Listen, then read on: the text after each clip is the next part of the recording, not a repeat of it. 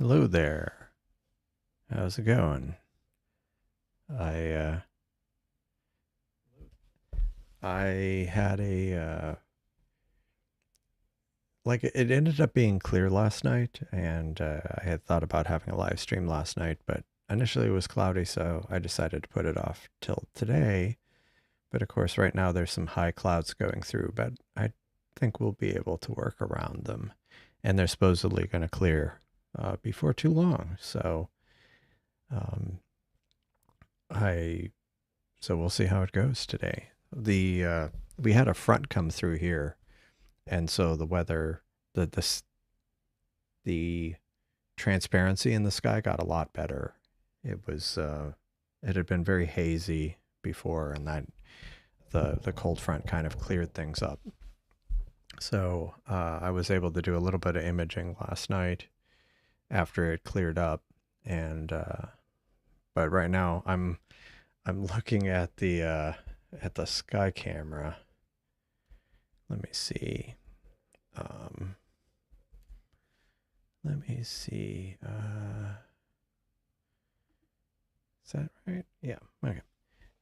You can see there's some clouds coming through, but they, like I say, we should be able to work around them. I mean, you can see stars kind of in there, so the telescopes are still parked, so I haven't done any polar alignment yet, so I'm going to start doing that. Now, one thing I did do, you might see two Seestar controllers here, and one of them is actually running on the Pi 5. I ended up re-imaging the Raspberry Pi with just a vanilla Pi OS. I had tried last live stream to run it on the Pi, but there was some permission issue that was kind of filling up the logs, and I was trying to work around it. Anyhow, it ended up being a tiny little bug that if you had just installed it from scratch, it wasn't a bug per se, but more kind of noise in the logs. Long story short, it's been fixed. It's running the latest version. I'd already also been playing around with some stuff that I'll show in a bit, but you can see this is actually running on the Pi, and as you can see, I'm running low on space again. So um, I didn't realize how low I was running on space, but you can see right here, I am making backups really quickly. um, I I'd already pulled the files off the Seestar. It's just onto an external SSD. It's just I want to get them onto another box because just so that I have two copies of it. Anyhow, and then I'll be able to remotely delete them because of another thing I ended up doing. Let's look at this. I'm logged into the Pi, and I actually mounted the two Seestars on the Pi itself. You know, sometimes I'll bring up the file browser and look at the file system on one of the Seestars from my Mac, but I went ahead and attached both of the Seestar drives onto the Raspberry Pi, so I can kind of do file stuff that way today, at least. So I'm doing something a little different. Previously, I would kind of do an initial pass at things on this screen to kind of get the Seestars ready for the night.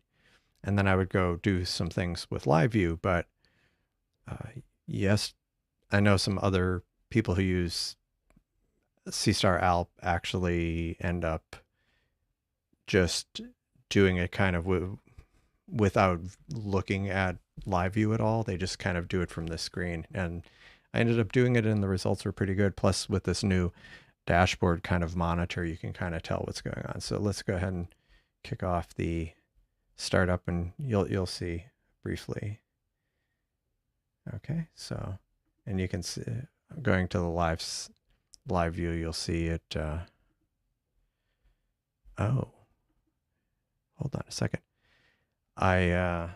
As usual, just before the stream started, because sometimes I have flaky Wi-Fi, I ran Ethernet cable to my laptop and to the Pi. So the all sky camera and the telescopes are on wireless, but everything else is hardwired. Whereas previously I'd sometimes be running multiple things wireless, and that would impact performance. But while I switched networks, long story short, I ended up missing the chat. So hi, Dark Shades. Thanks. Good evening. Thanks for joining. And hello, Mark Young. Sorry I missed your message, both of you, because it said I was disconnected from chat. And I'm like, oh, that's not good. So these are both unparked now, and we can see that's finished. So what I've done is I would do a go to. Oh no, I didn't need to do a go to. That's right. That was something that I would do previously. So now they're unparked. Or do I do a go to? I don't remember. I don't remember if I actually did this step, but I'm going to do it anyway. So I'm going to do my standard going to Deneb and go. And you'll see these start moving. And once they are done, I will do what imaging typically would do, or when I would kind of go to a target, and then in live view, I do autofocus and I do the 3-point alignment. I'm going to trigger all of it from this screen. Again, not earth shattering, just kind of a different workflow that other people who have been using, and I'm going to use it tonight. Okay, so both of these, it says plate solving is complete. Let me see. I just want to make sure.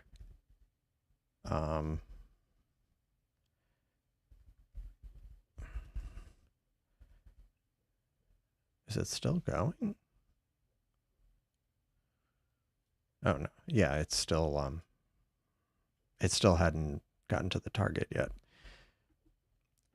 Hello, Cosmic Ray. Good evening. The comet is not naked eye here. So did it, has it already faded that much that it's not naked eye? Because that's unfortunate.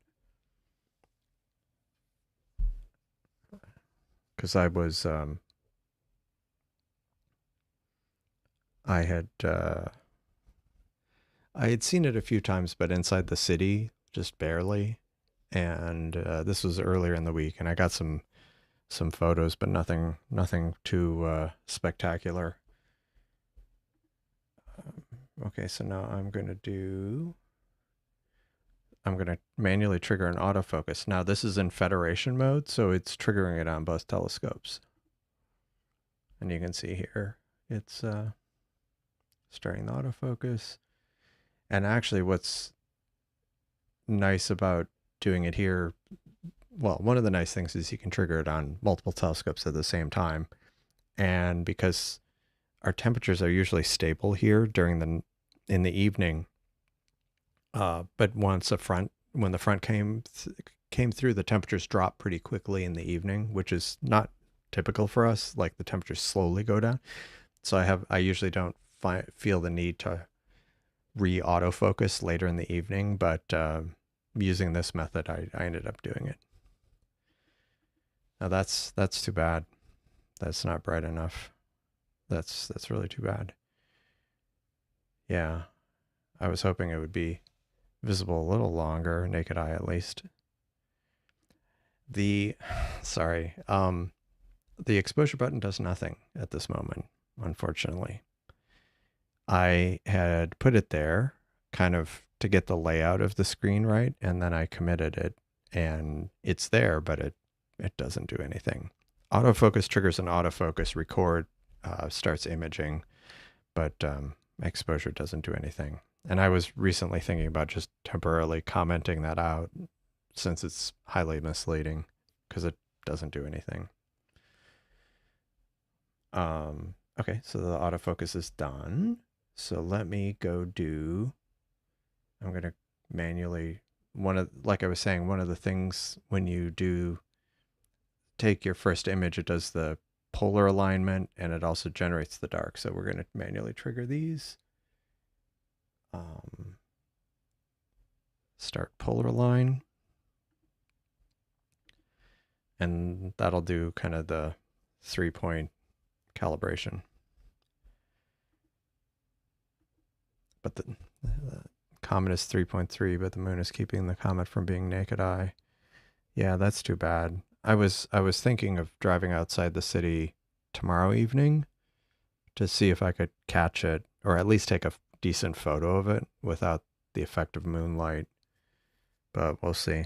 I'll have to see what the other reports are like as far as what magnitude it is and how it looks. But I mean, I was able to take photos of it in the city, but they were okay. Other people got some pretty nice photos, but mine were just okay. Okay, so speaking of okay, it is doing the calibration. Claims this is already at 100%, which would be really fast. I don't know what this one is doing.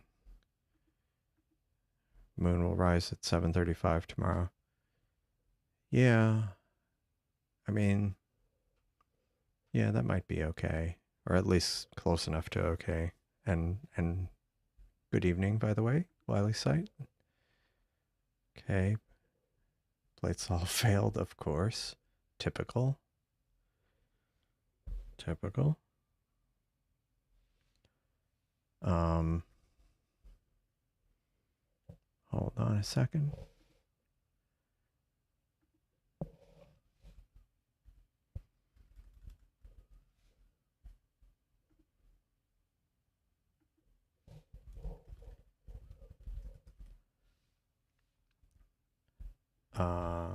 Okay, so failed to operate. That always sounds very, very suspicious. Time on target is the amount of time the Seestar has spent pointing at the target, but that includes like all the overhead. So if it's the dithering and failed frames and just whatever other overhead it has. So it's not really useful from a data point of view, but if you're doing a mosaic, that's really kind of the amount of time each panel that ALP will spend on each panel. So if you have 30 minutes set, like if each panel gets 30 minutes, like it's a 2 hour, 4 panels, 30 minutes each panel, time on target will be about 30 minutes. So this failed to operate. Yeah, oh well, that's okay. And so then we will go generate the dark frame, because again, if I do the exposure, if I were to record and start stacking inside live view, it would do these steps, but I'm just doing it from this screen. And so this will be done quickly. Testing out the fully automated startup sequence. So it'll basically do these steps, right? Like do the 3-point alignment and dark generation. Oh, cool. So you have, Mark Young, you have the comet on the Seestar and it looks good?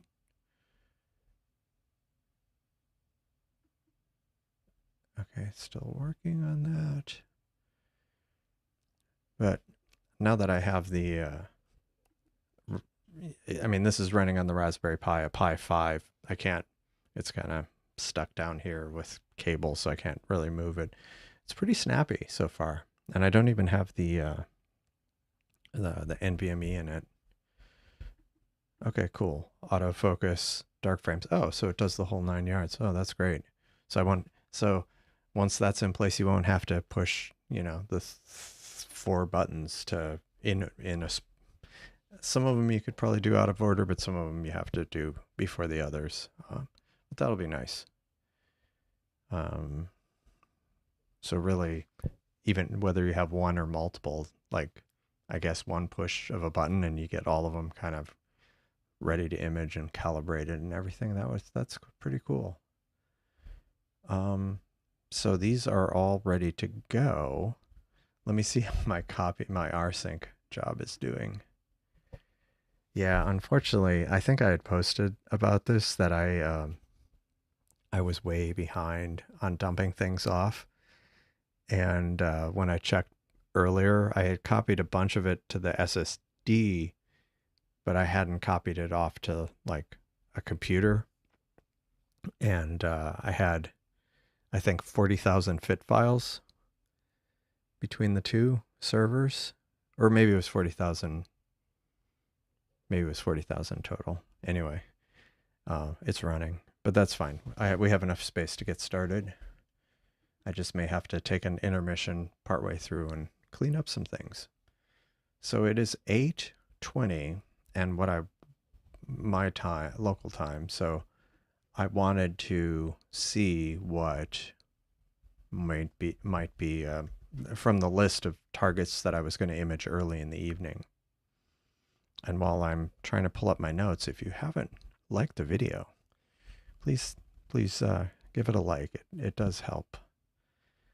I have noticed on evenings where there were more that it does help.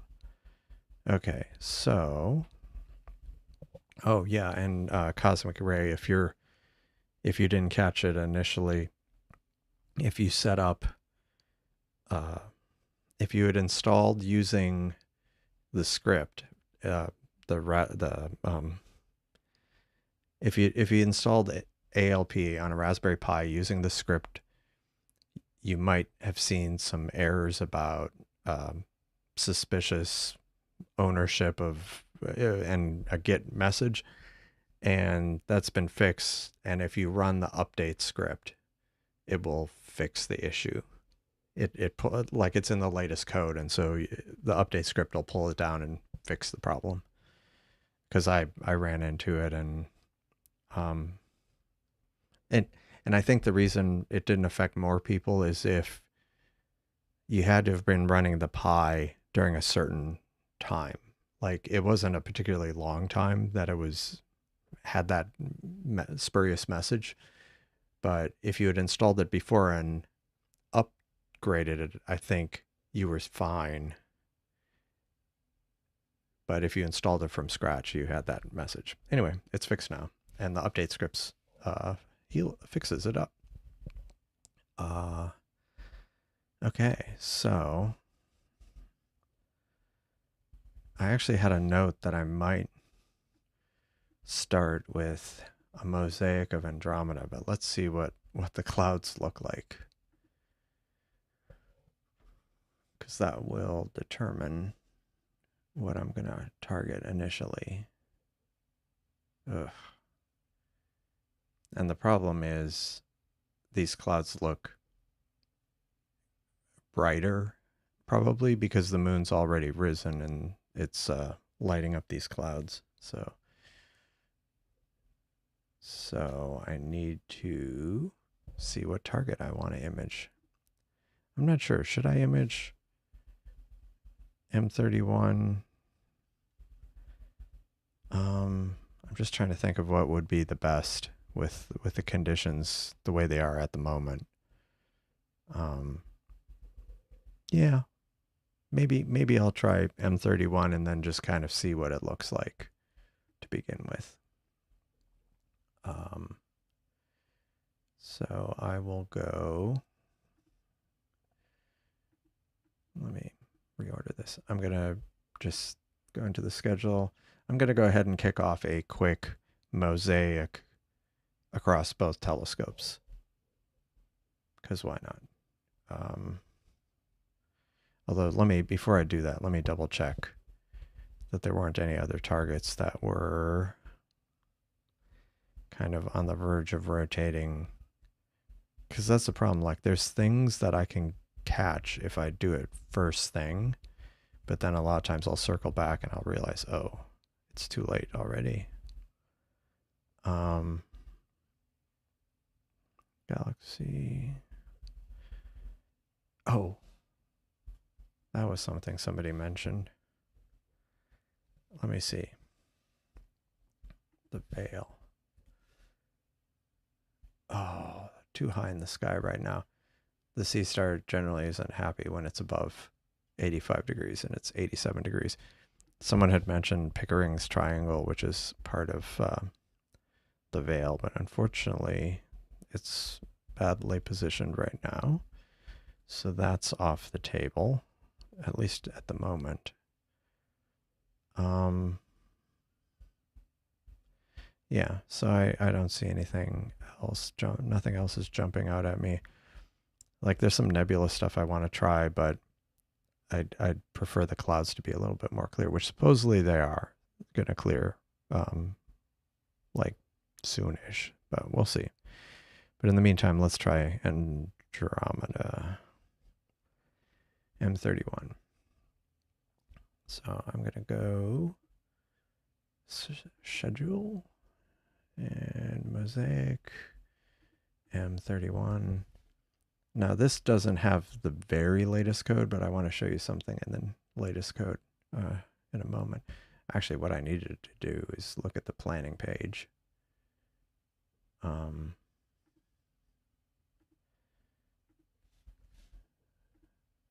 Just see how big of an overlap I want to do. I think I figured that 3x3 might be good enough sometimes.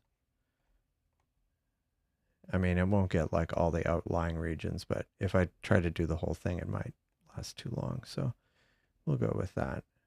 Let's see if this works. 3x3. And we'll do, oh, but that's going to be a long time. Well, 9 panels. If I were to do, see, even if I did 15 minutes a panel, that would take a solid hour. Maybe I don't want to do M31, especially with I mean, not right at this point, especially with the conditions a little iffy. So what would be something? I kind of want to revisit that Ghost of Cassiopeia, because that was, I did briefly point the telescope at that last night, and it looked a lot better. Like the conditions being a little clearer or being a lot clearer helped immensely. Like that one star was not quite as, it was bloated, but not quite as bad.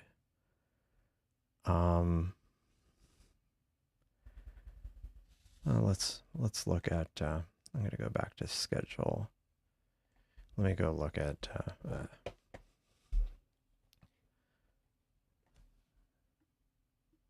what in the world? Okay.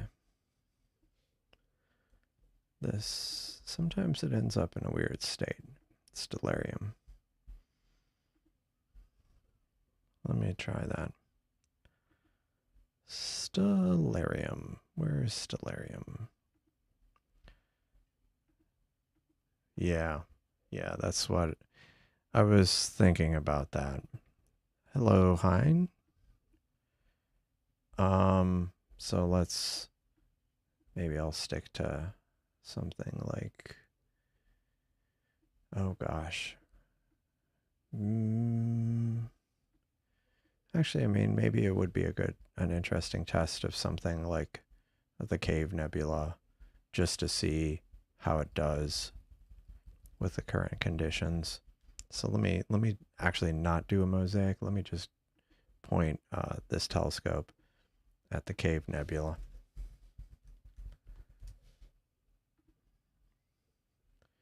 And we'll do 40 minutes, and I'm going to crank up the gain, put a light pollution filter, go, start, and we'll kick that off. Yeah, so one thing I had been kind of messing around with was the ability. So right now, you can control multiple telescopes in ALP, and in the kind of the federation mode, it can send commands to multiple telescopes at the same time. But one thing we had been, like, some people had been discussing is like, well, how could we access remote telescopes? Now, you could just have a telescope, expose it over the internet, do some port forwarding. But if you are sharing multiple telescopes remotely, like if I were to share my 2 telescopes with someone else, that could be a problem. Plus, I have to set up rules and stuff. So I was trying to work through, better ways of doing that. And I'd been kind of basically playing around with some things, and I'll get to that in a little bit. But one thing I also wanted to show that is brand new, since I always like showing off, show and tell. Now this, I think I figured I won't be able to actually properly demonstrate it, but I went ahead and started up the latest version of the code locally on my machine. So that's this one right here. And so let's get this running. Okay, so it's just the same view as the other one. But one of the things that's new that I thought was kind of cool, is it in go-to mode? No. Or is it imaging mode? Yeah, let's see, image. Yeah, so hello Turf. Good evening. Thanks for joining. How are you doing tonight? So this is something that's new. Previously there was, if you look over on, this is the version from, yesterday, the day before, you can image and pick deep sky or planet, and you can search for, so I can go search for like Pluto, and it gives me the coordinates for Pluto. Well, this now has a drop down. Instead of just deep sky and planet, you also get minor planet and comet. So like I say, I don't think I'll be able to actually test it, but an example is like I can look up Ceres, and those are the coordinates for Ceres. And if I look it up here, 19 hours, yep, that's right. I think it's off by like a second or an arc second or two. And I think the comment by the person who contributed it is that stellarium takes into account atmospheric refraction and stuff, but maybe these coordinates don't.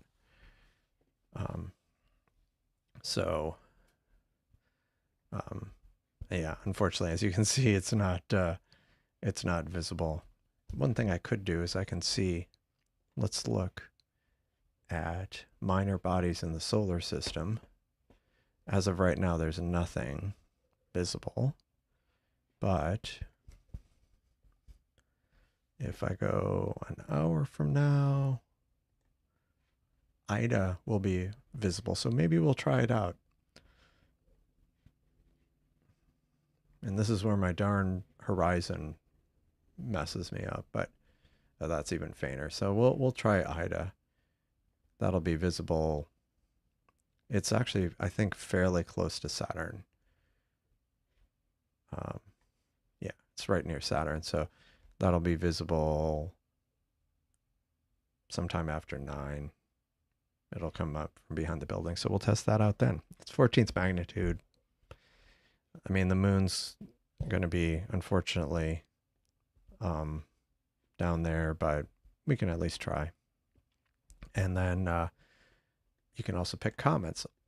So let's see. Let's go see 2023 A3, right? Oops. Is that right? Yep. See, looked it up. There's the coordinates. So, neat new feature that was just added literally yesterday or this morning. And so check that out. It's in the latest code. So you can search on these other objects, and, which will be kind of cool. Very, very helpful, especially there were a couple times where I wanted to search for an asteroid, like Ceres or something. Now, the one thing, because solar system bodies, their orbits change subtly. And so, or it might not be, anyhow, like you have to refresh the coordinates or you don't get an accurate orbit. And so this will download the parameters, the ephemeris, whatever. It'll download it and cache it locally. So you have to have internet access, I guess, the first time you do it, but then it's cached for like a week. So just keep that in mind. But neat little feature. So let me go back to live view. Speaking of cave nebula, I just shared a cave nebula on Discord. I'm sure yours looks really good, but let me check it out. Let me find Discord. The Discord. Oh, I forgot even. Nice. Okay.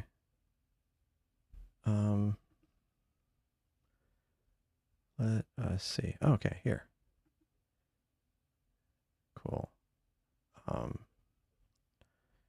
So this was, it's on the Discord server. This is from Wiley's site. It's 900, it's 2.5 hours of data, much of it last night because the conditions were pretty good. Because the same front that came through here went through Dallas area. So yeah, I was reading what was in the chat and hadn't brought it up, but yeah, 2.5 hours of data. That's pretty cool. Yeah, and Wiley's site, of course, runs equatorial mode. Wow. Oh man. Is that running light pollution filter, or is just that bad? Let me check. Let me check the schedule, because I was like, that's why I was like, oh man. Now it has the light pollution filter. Jeez. Why is it so? Oh, it's not light pollution. It's the clouds in the sky. Yeah. So hopefully those will clear before too long. So yeah, once you have clouds in the sky, it's like really bad light pollution.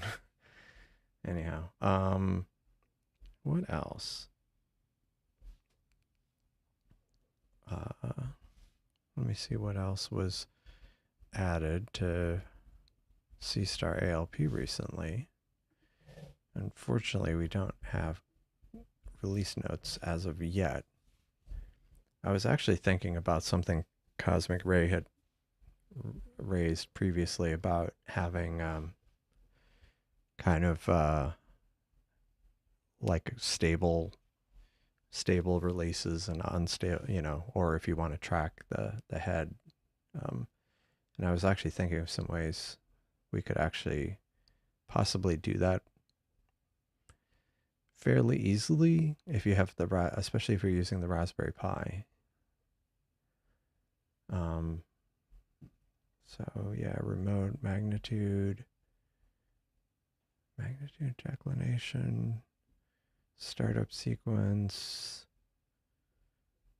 Oh yeah, that's the other thing. The signal to noise ratio has been revamped. This is the version running on my on the Pi that doesn't have the revamped version. So let me look at the local code to see what that looks like.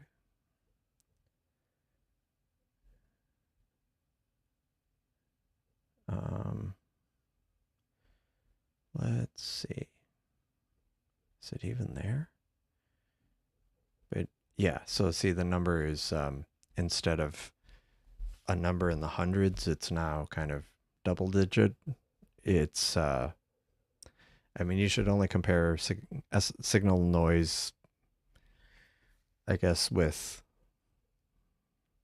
like if there's different ways of computing it, you should only compare like to like. So you can't really compare this number with the old numbers you might have seen.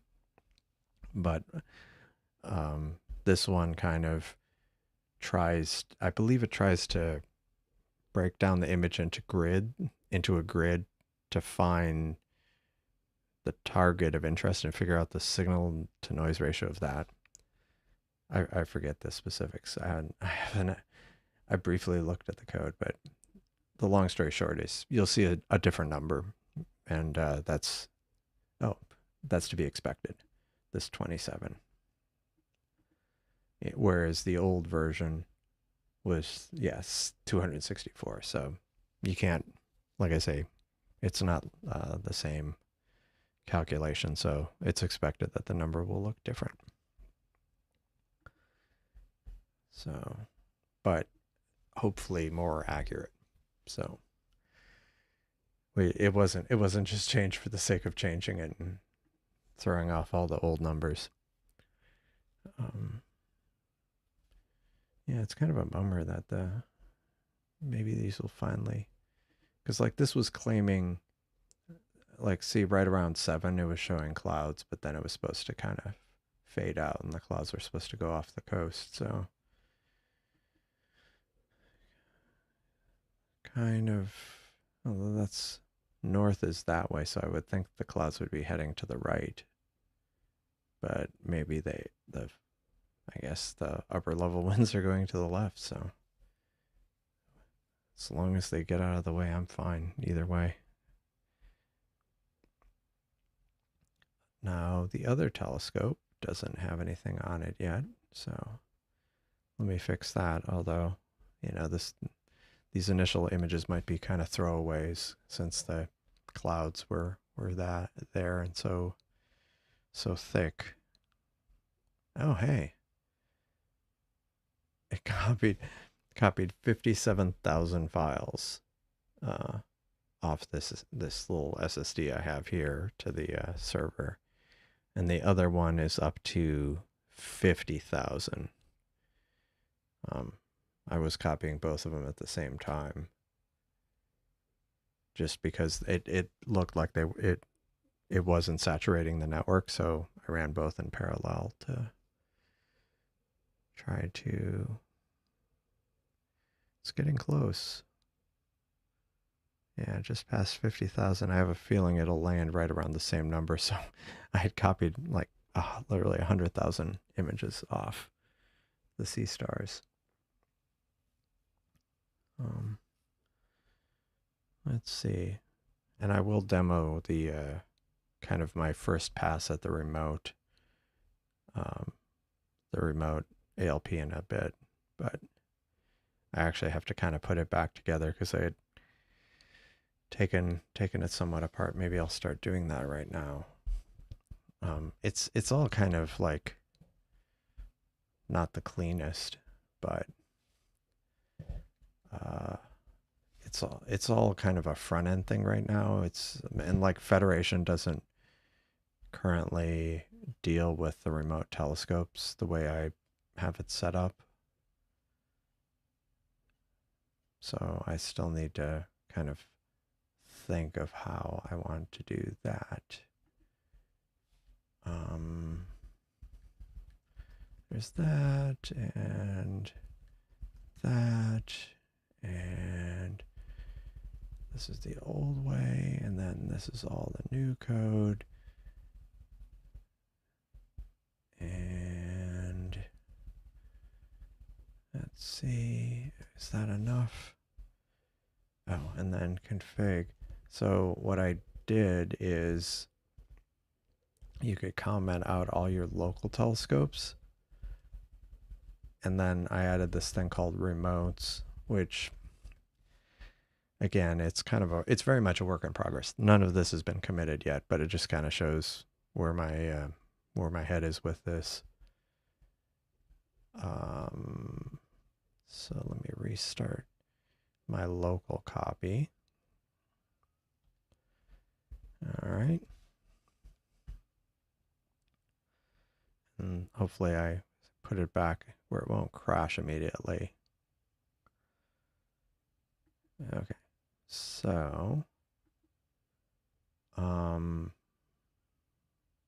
here's my local copy.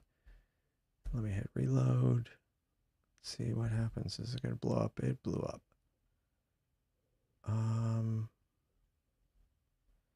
What did I do wrong? Oh, that's I need to just remove that. It's because the telescope 1 is not a valid telescope ID with this setup, so the URL was erroring. So this looks very similar to what it was before, although if you look at the home page, this is on the Raspberry Pi. If you look at the home page, it has this 192 IP address, which is on my wireless network of one telescope, and there's the wireless, two different IP addresses for the other one.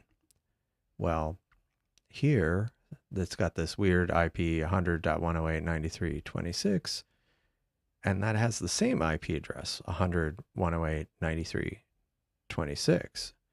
And if you look at the config file, I don't have any telescopes defined. Again, this is local code only.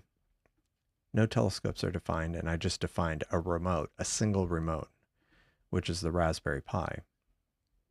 And both of these Seestars have the same IP address, because what is happening is the front end is actually querying that remote to see what telescopes are there. And then when it responds, that's why they both have the same IP address. Now, the other thing about this 100 IP address, this is actually over a VPN. So right now they're both on the same network, but all the access that this front end on my computer, on my laptop, when it's talking to the Raspberry Pi, it's going through this VPN. So it could just as easily be somewhere else. It wouldn't have to be, it's not using any kind of local IPs to access it. Now some things are broken, like the screen works fine. And if I go, I haven't actually exercised this a whole bunch. Like this is working. This is working. See, it shows the plate fail. So it's pulling the status from the Raspberry Pi, because like I had just restarted the front end, that's running on my laptop, and that would have erased the status. The other thing to notice is the device IDs are, instead of telescope 1, 2, it's like this one's 101 and the other's 102, 101 and 102. And that's going to change probably, but for now that's how it works. And let's see, I'm imaging on this one, so I can go look at image. Nope, sorry, I always do image. I mean live view. And this isn't completely working. Or is it? Did I fix it? I might have accidentally fixed it. That's fine. That's cool because that's the right information. Oh, right. There was a specific thing that I had done where it wasn't working, and I'd made a patch and I hadn't had a chance to check it. Apparently it works. So this looks like what you've seen before of the live view and the status updating. But the difference is right now it's pulling it off a remote computer, or it's pulling it through an IP, a VPN IP. So really, I could be connected. I could be tethered off my phone and get to the Raspberry Pi through the VPN, and so that this would work, and I'd be able to look at live view for a remote.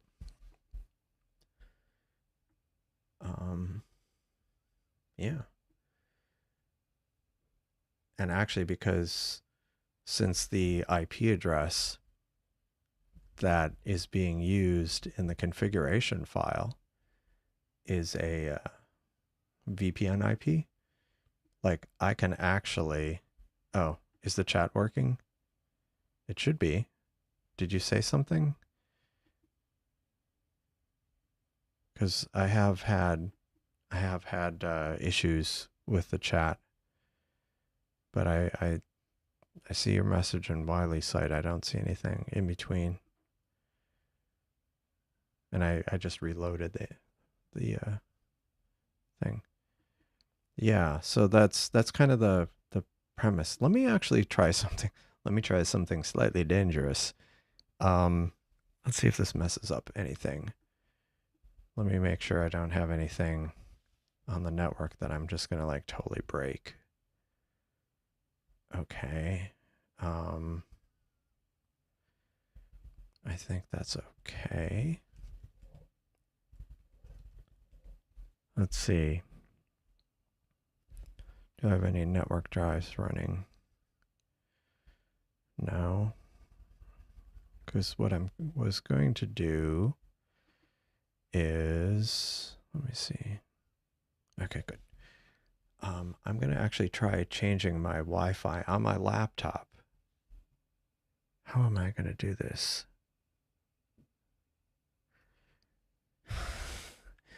We'll see how this messes things up, but I have a network cable.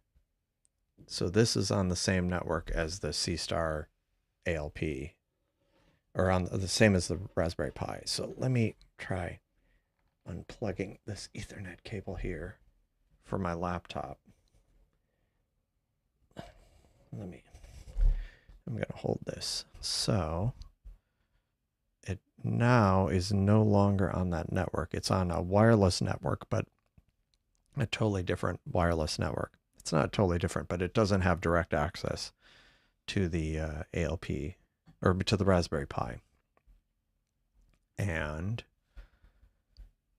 as a matter of fact, if I go here, this isn't, I'm hitting return in this window, which is logged into the Raspberry Pi, and the connections, it's not working because I was logged in over the local network. So, wait, that's not working. But let's see, is this working? This is still pulling data. So this is running locally on my computer, but it's accessing. And if I reload this, it can't reach it because that's the ALP.local is if I were on the same network. So I can't get to the Raspberry Pi, but because the Pi's running on a VPN, my local computer, which is on the same VPN, running a copy of ALP, is able to remotely talk to the Pi, figure out what telescopes are on it. And the way it's set up, if you look at this remote, the reason my hand's over here is this cable is taut, and if I let go, it's gonna I want to reconnect it at some point, but if I let go, the cable's gonna go. I'll have to get up and fetch the cable. But the way this is written, it's just like Seestars, where you can have multiple Seestars, you can have multiple remotes. So I could have different remotes with different IPs, and it will query each one of them to figure out which telescopes are there. It could be 1, it could be 10. And then it will add that to the list. And so when you go in here, the remote, see it shows Raspberry Pi 5, Seestar A, Raspberry Pi 5, Seestar B.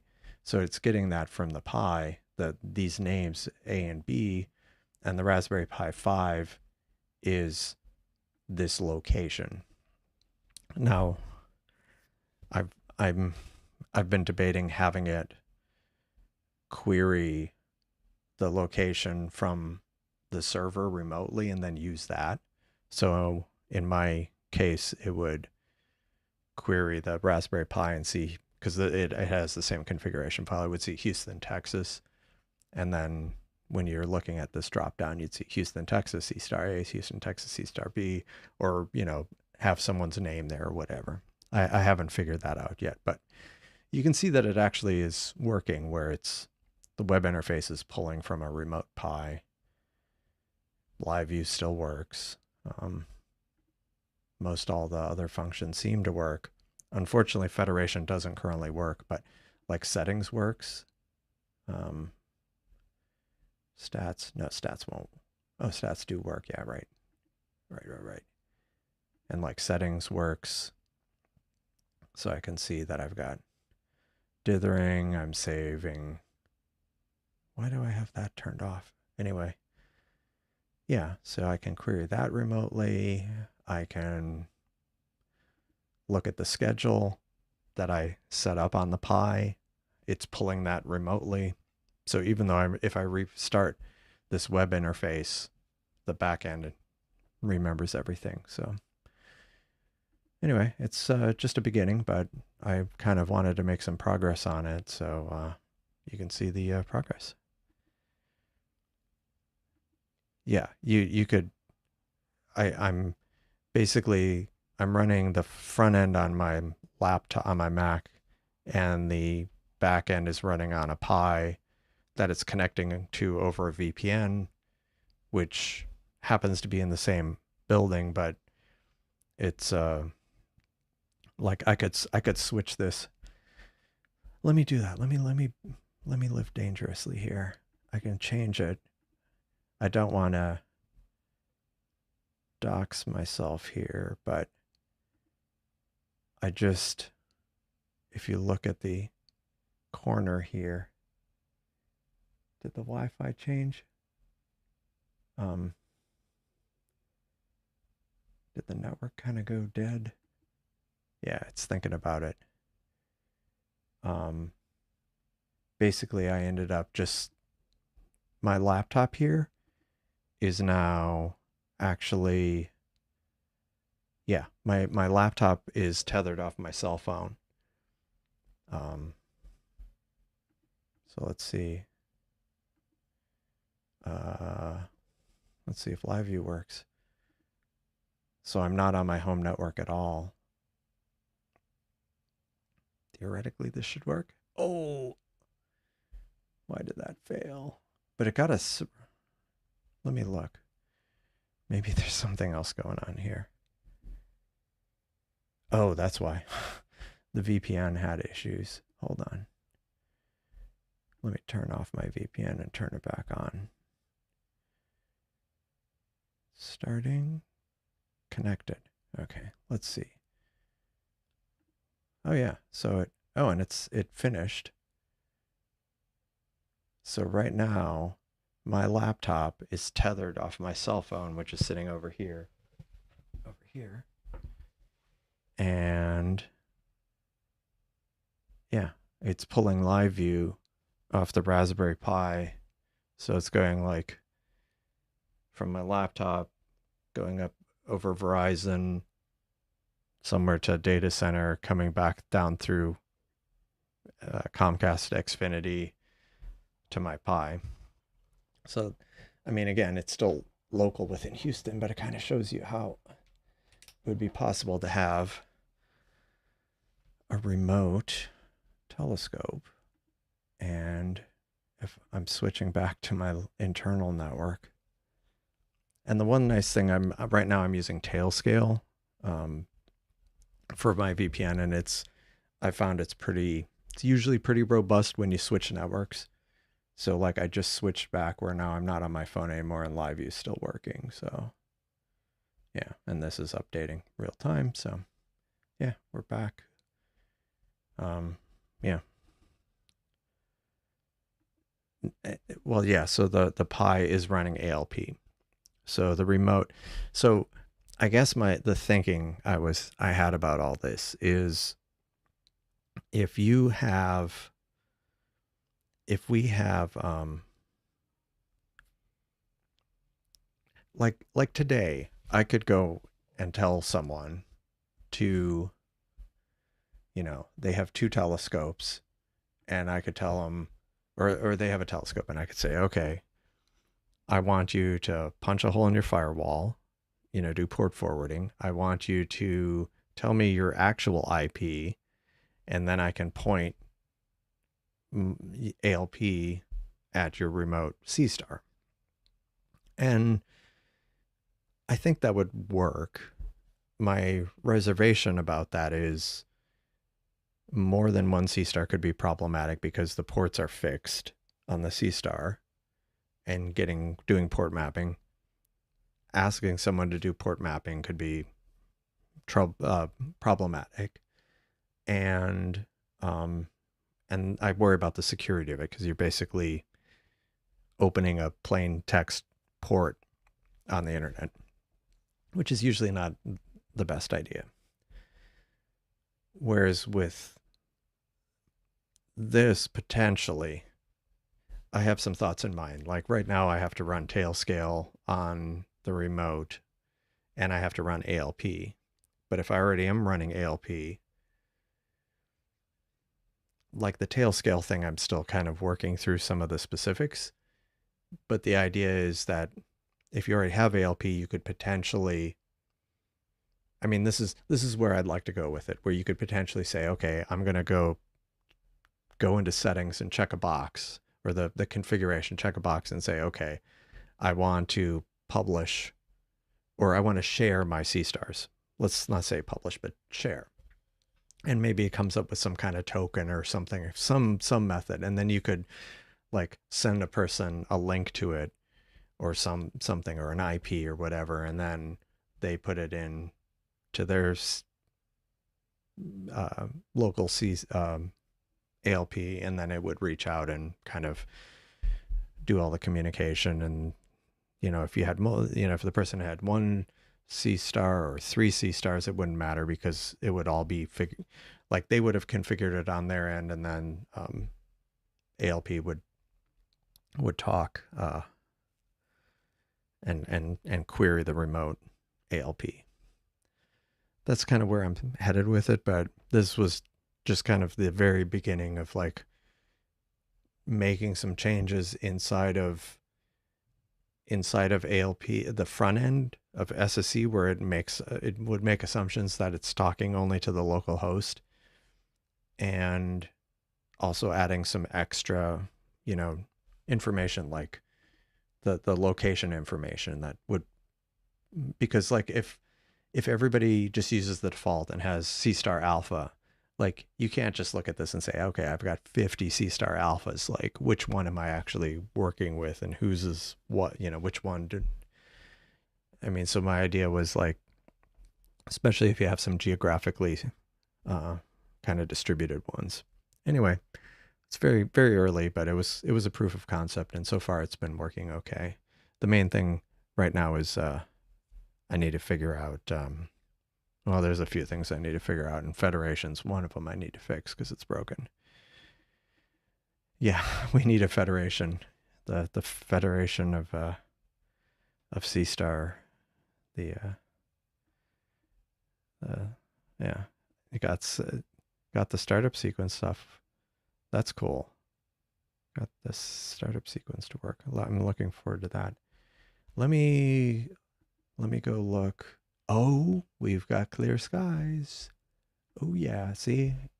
They claimed it would clear up, and it has, so that is good.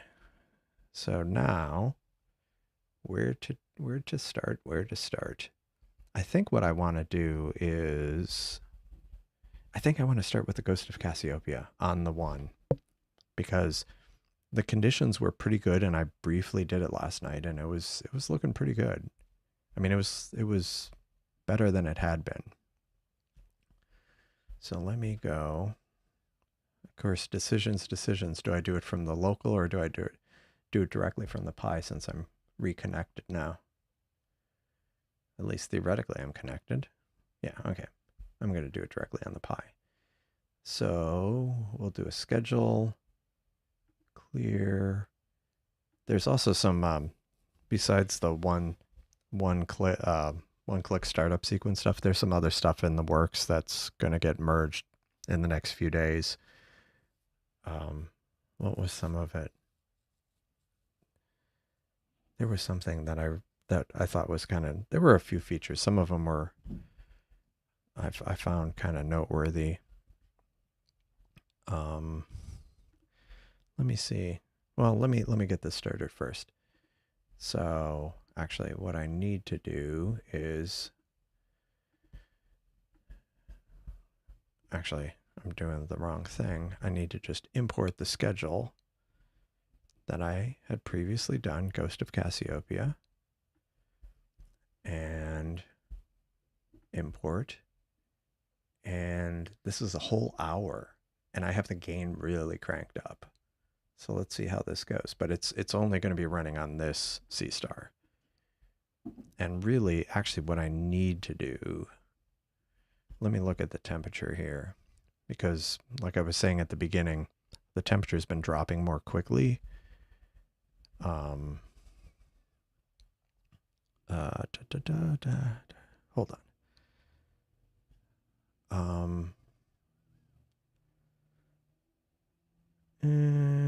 It's probably okay. I'll just go ahead and start this. I might want to do it on the other side. So it's running. And so we'll go to here. So Wiley Site was mentioning some of the things that changed. Below horizon improvements for EQ mode. Where that's right, where it these haven't been merged yet, but will soon.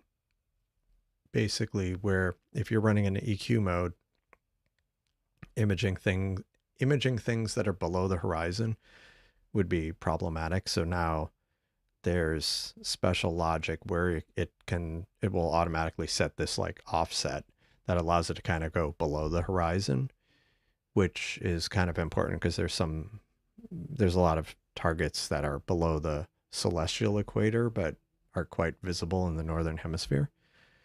And then there's below the equatorial horizon. And then there's magnetic declination adjustment where it will correct, I guess, the compass for one's latitude and longitude, because magnetic north is not the same as actual north, geographic north. And so, but you can compute it based on your location. And so there's logic for that. That's going to be coming soon. And let me see. What else was there?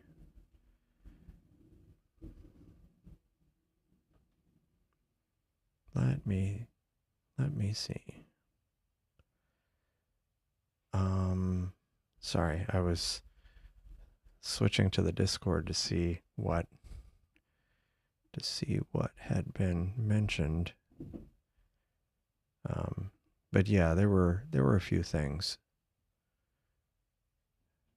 Oh, yeah, one-click full automation to be in full EQ mode, mag declination, more feedback with the scheduler status, like how much time left, what are the active steps, etc. I don't know how much of that has been surfaced yet. This is like on the back end.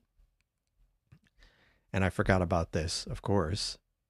The ability to edit schedules. So there was a back end component to this, but there was also some work on the front end to allow editing of schedules.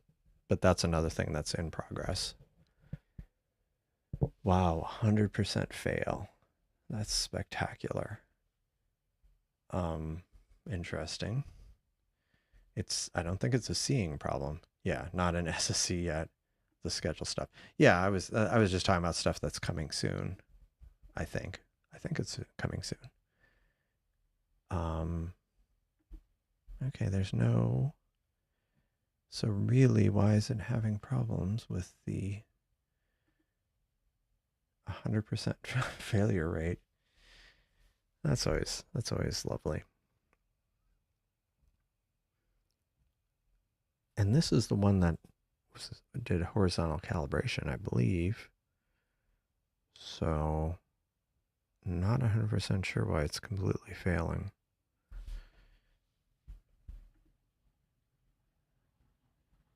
This is, yeah. Yeah, and there's the star. Like, is it drifting? Or is it just too, like, no, this is a little bit behind. Let me reload this and see if I can get, oh, yeah, that might be loading for a bit. Well, the nice thing is with this setup here, I can make changes to the front end without losing my back end schedule. So I think I'm going to do that right now. Imaging and what was it? What was it?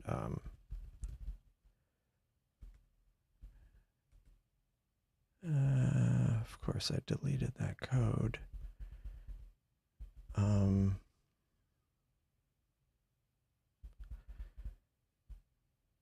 Did I? Oh no.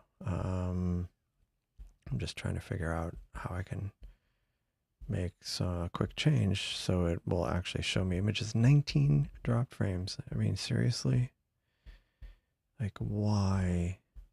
Oh, why is it dropping so much? Let's see. Get video status, get image. Build, get frame. Okay. Here's the logic.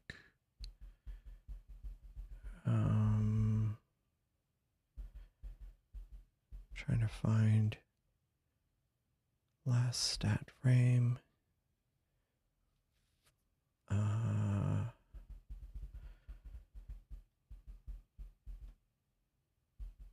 No, not last stat frame. It was.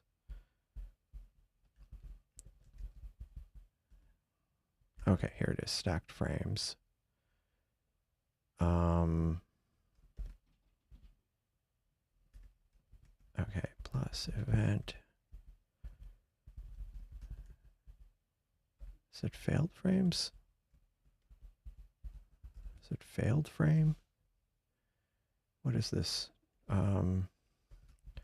Drop frames is dropped frame. Stacked frame, dropped frame. Okay. Okay. Dropped frame.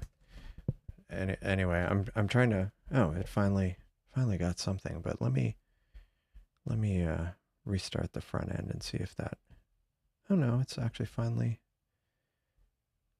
should finally start loading something. Maybe not. Anyway, what happened? That's weird. Oh, maybe that was. Oh, sorry, I have too many ALP windows here. That was from when I disconnected it. Anyway, so it's now working. If I go to live view, this is I'm back to just using the Pi. So, let's see. Let's see, journal CTO minus use. Okay. Not 100% sure. Okay. Finally. Finally, it's loading. Although I feel like it's offset a bit, but That's fine. It's finally imaging at least. But yeah, I feel like this star, even though it's blown out, it wasn't as bad as it was before, where I feel like it was kind of a bigger area washed out. Yeah, yeah, yeah. It's unfortunate because, well, and especially where I am, where a lot of the summer stuff is kind of not really visible. I mean, yeah, like some stuff is already kind of too far west for me to look at.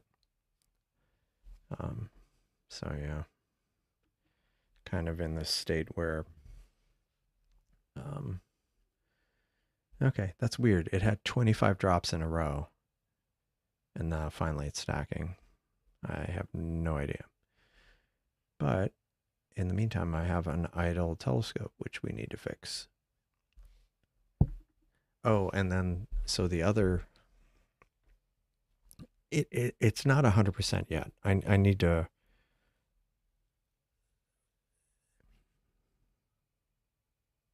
it might actually work.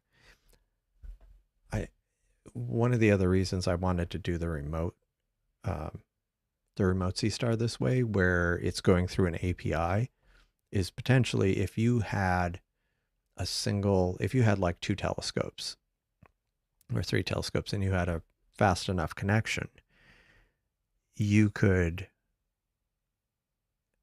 because the ALP that's running near those telescopes, like in the same network as those telescopes, it makes a single connection to the telescopes. But you could have three people remotely accessing your ALP. And so you could have three different people like looking at this live view, and it wouldn't affect your connection count limit. Like the Seestar generally only allows two people to connect at a time. Whereas with that, you could have potentially a lot more. I mean, you'd run into a practical limit, but that was part of my thinking of doing it that way. Now that doesn't preclude you just kind of directly reaching out to a specific Seestar and just kind of doing the port forwarding thing I described earlier. But um, yeah, so that's running. Now let me go back. I did say, didn't I say at 9? Sometime after 9 we could actually try that. Let me go back to the current time. We might actually be able to see Ida.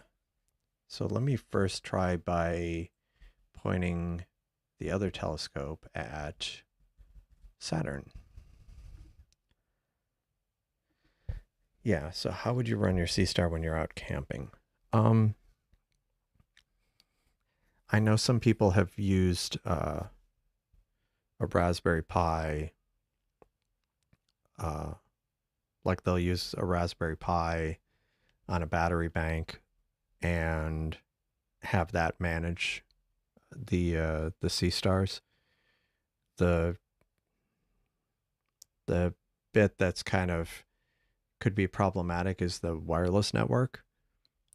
Like you could, like Wiley site try like this can be kind of mixed where you can run software called Raspberry Pi, which actually turns your Raspberry Pi into an access point, but the stability might not be there. It might not be as stable as a normal access point. So you could like stack that with like a little wireless hotspot, or you could probably have the Pi connect to the Seestar's network directly. Um, yeah, the Wi-Fi network from a Pi sucks. Uh, but yeah, well, but then the problem is if you connect the Pi to the Seestar's network, then how would you talk to the Pi? Um, so yeah, like potentially you could run it off the Pi. Potentially you could run everything off the Pi, have it act as an access point, run a Seestar ALP, but in practice the Wi-Fi might be a little iffy. Um, I want to play around with it a little bit more with this Pi 5 I have. But a lot of the cases, the problem like that I've run into is a lot of Pi cases that are better for cooling have metal, and that tends to affect the Wi-Fi range. So, I mean, yeah. So like that would be, you could certainly you could run it with a Pi, a battery bank, and maybe if the wireless doesn't work on the Pi, you could have like a little travel router. Like I have a little, um, I forget even the brand, but I know Wiley Site had like a, I don't know if it was a Netgear, but like then you have, I mean, and it's still pretty compact, and you could run it on a power station or battery bank. And yeah, the SNR code has been reworked. That kind of came as part of the updates to object lookup, which I'm gonna try now on the other telescope. Actually, I can't do it from there. I'm gonna have to do it from, oh, this is funny. So let me try this. So I'm now on my local computer, which has the latest updates, and I have this remote Pi. So let me go, and it's not pointing at anything. So let me go image. Is it under image? Yeah, it's under image. So let me go try Saturn to begin with, because Saturn's supposedly up. Now this won't be like in planet mode. It's still in star mode. So that's a caveat. Actually, do I want to even do? Maybe I just go ahead and go for the gusto and go for Ida. So let's go Ida.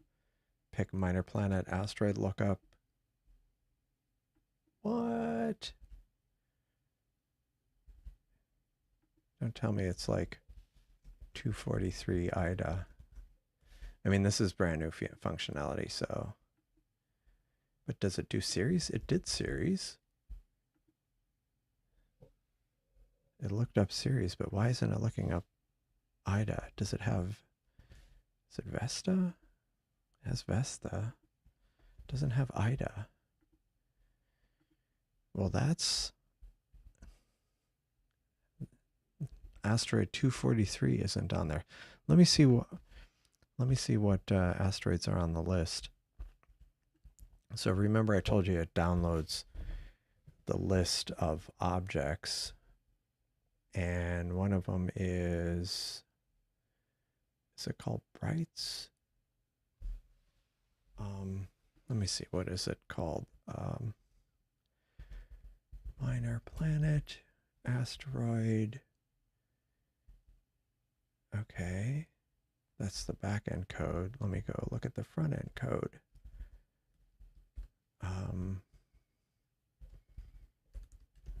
Planet. Let's see. Oh, I'm in the wrong. Sorry, I didn't mean this to turn into another one of the. Okay, comet. Of course, comet elements. Well, wait. Planet coordinates. Search comet. Search minor planet. Is from this.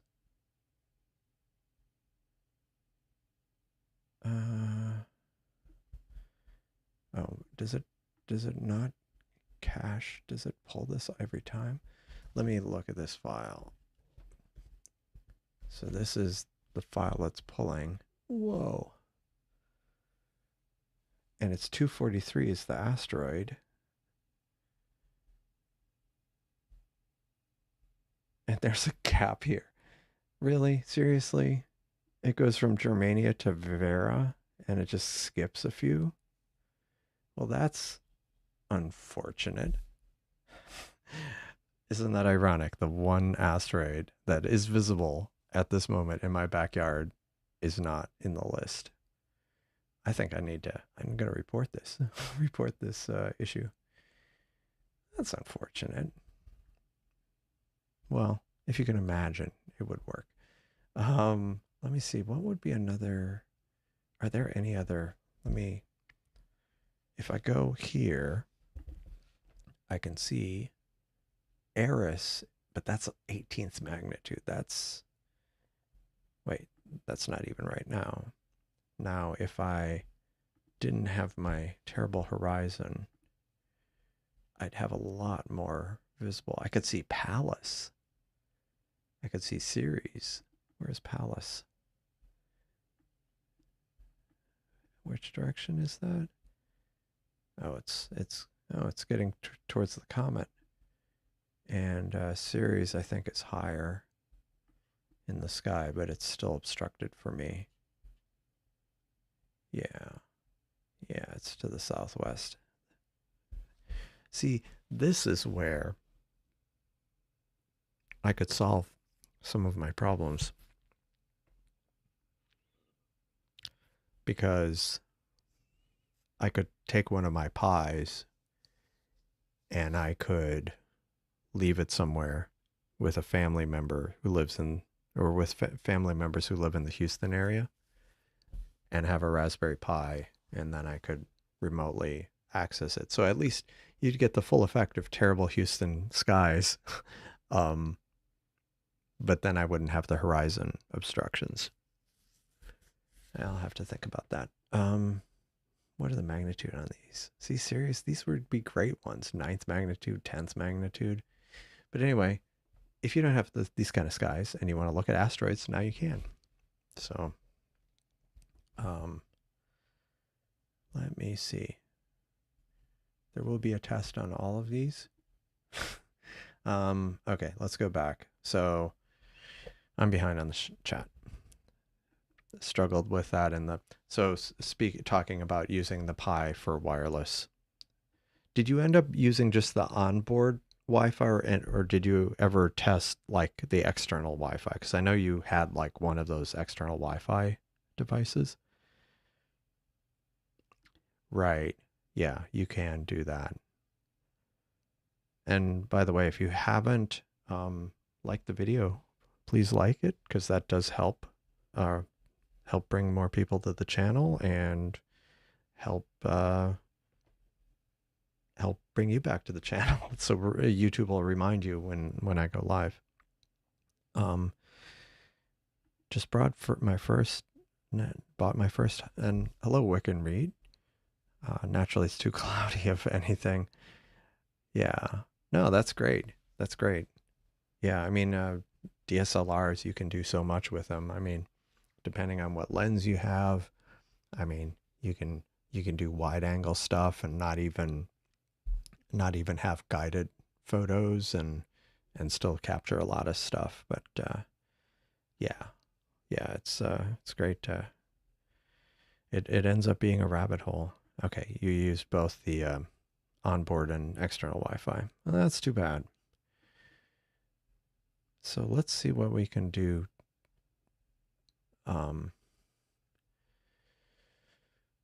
So this will be going for a while longer. So this is in good shape. I still need to find. Yeah, tried both AP as a and a client. I need to mess around with that. Not that I would necessarily have any better results, but I'm just kind of I've done it at one point, and I had wanted to set up Rasp AP for some other projects so I need to do it anyway. So, but yeah, so the ghost of Cassiopeia is kind of ghostly, but it's getting there. Now, what do we want to do next?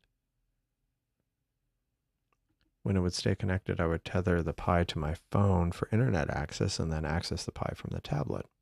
Yeah, that's cool. And I think some other people have done some variant of that, maybe with a travel router. Actually, could you do that? Could you use your phone as the hotspot? Like have your, well, I don't know if that would even work. Can the Seestar connect to a phone directly? and then use that kind of as your network.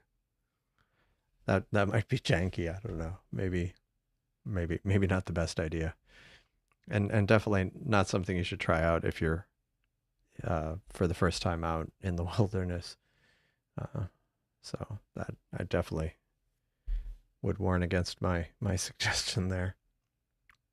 Um, yeah. So let's see what else we can pull up on the other telescope.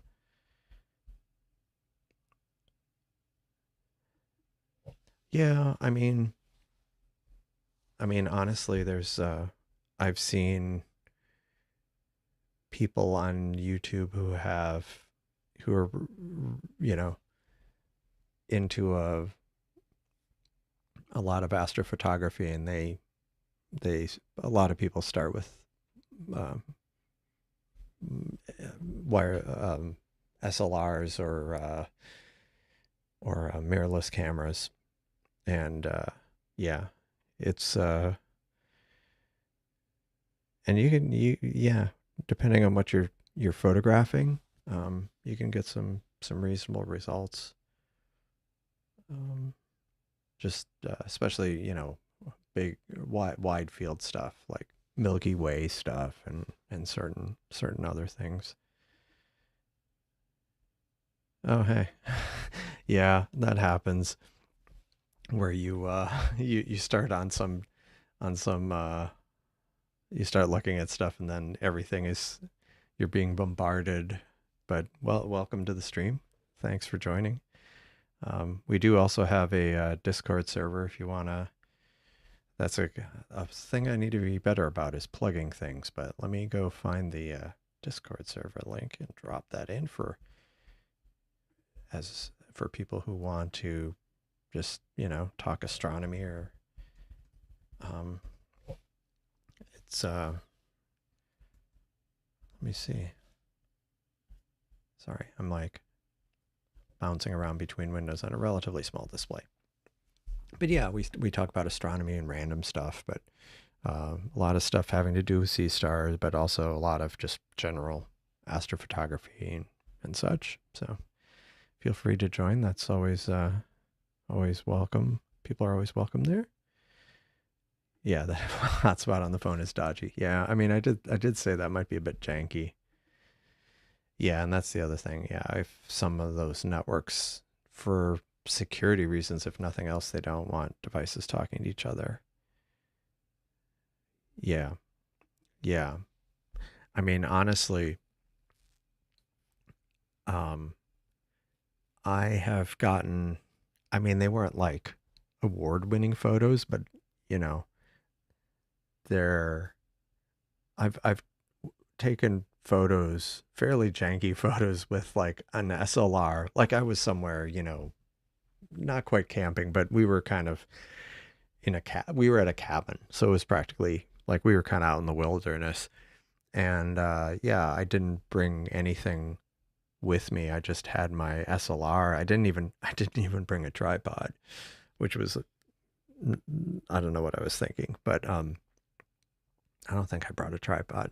Anyway, I ended up like taking the camera and kind of propping it on a rock and using the self timer and got some. I was able to capture.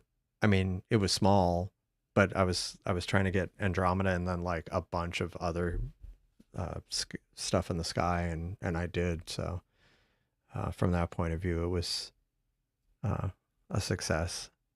And also like some neat photos of people around a fire pit and stuff with like the Milky Way above. Like I say, not award winning, but captured the moment, which is fun. Um, and ultimately, it's about the meaning or the joy and the meaning and the memories. So let me see. So I did start Ghost of Cassiopeia. I had debated continuing the Heart Nebula, but that might be a weekend thing because I want to continue doing that 5 panel or 5 hour 12 panel Mosaic of the Heart Nebula.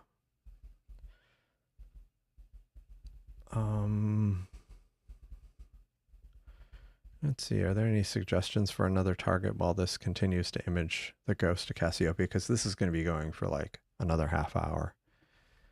I have, otherwise I have things I could do, like more about the Baby Nebula, the Wizard Nebula.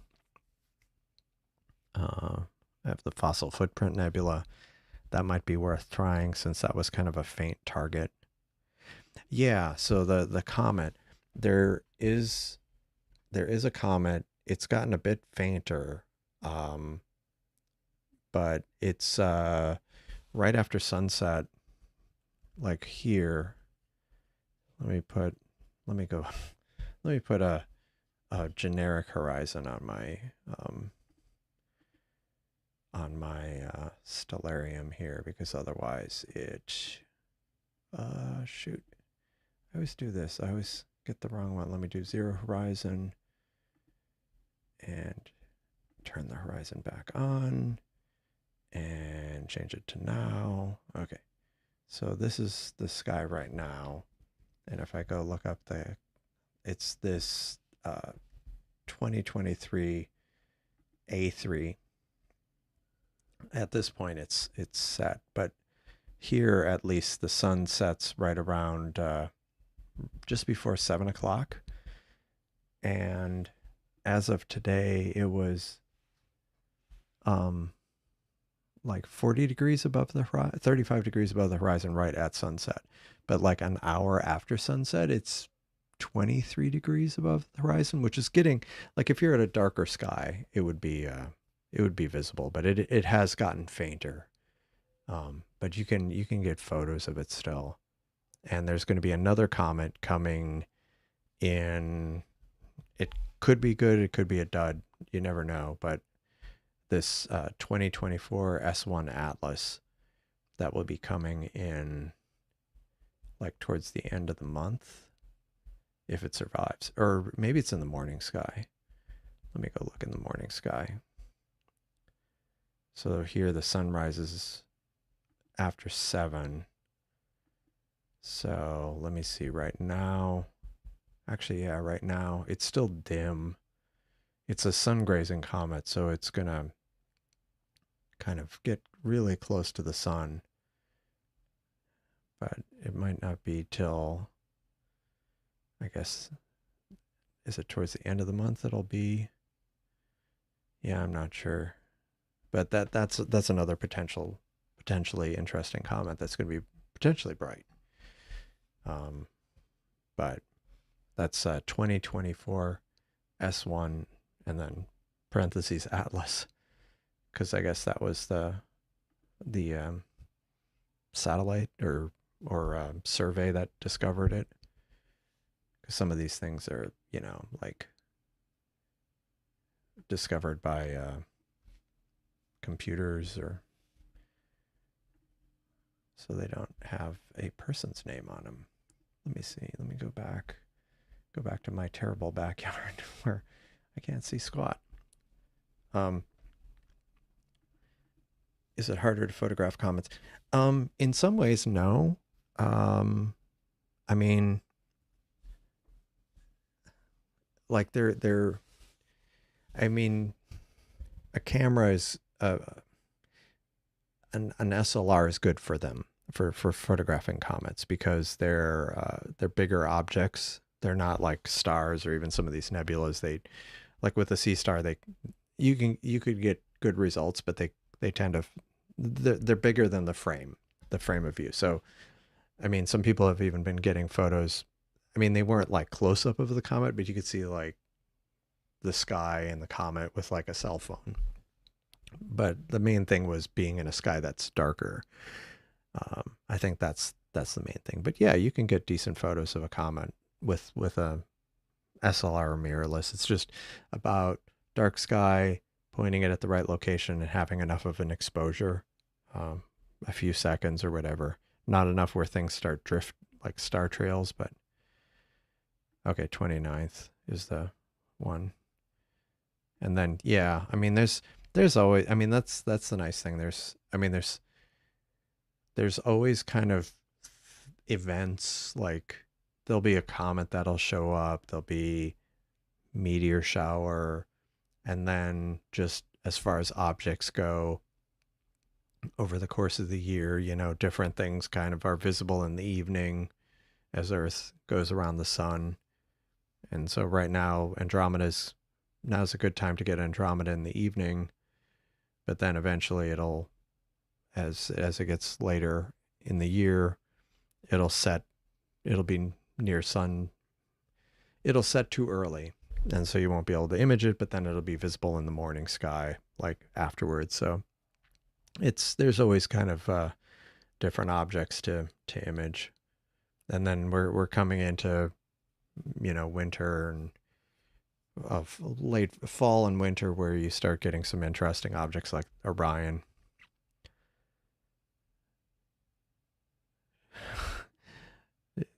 The dark sky is a default setting. Well, if you're in a good sky, that's good. Yeah, no, that's cool.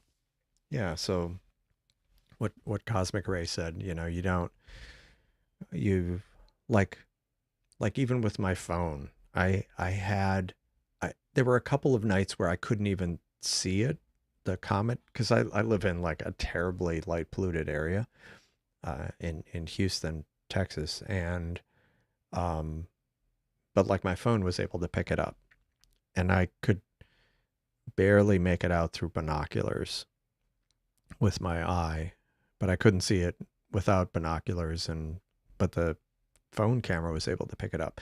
But if you do like what Cosmic Array did, and do a 30-second exposure with your camera on a tripod, yeah, you'll I mean, if you're just starting out, the main trick, if you don't know it, with taking these things, is just vibration is not your friend. So like I always use the self timer on if I don't have any other gear, you just set the self timer to a few seconds and push the shutter, or if you get a remote release, basically where the camera doesn't shake when you push the button. Um, I don't know. There's a few different ones, but sometimes it feels a little scattered.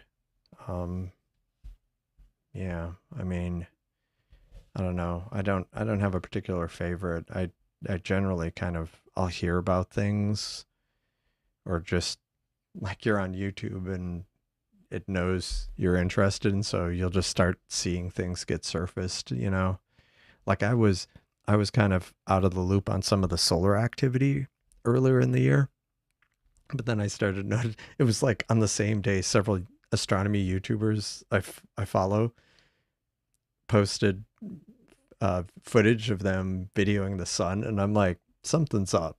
Like like four different people wouldn't just decide to post a photo, and it was when there was like some really active sunset groups that led to those big flares that led to the aurora. But yeah, it was funny because like I wasn't paying attention at that point, but then yeah, I saw a bunch of people suggest it at once. Yeah, yeah. I mean, to be honest, a lot of times there's multiple ways of doing it. I mean, you have aperture, shutter speed, ISO, and some cameras are better at ISO. Some cameras you can push to higher ISOs than others.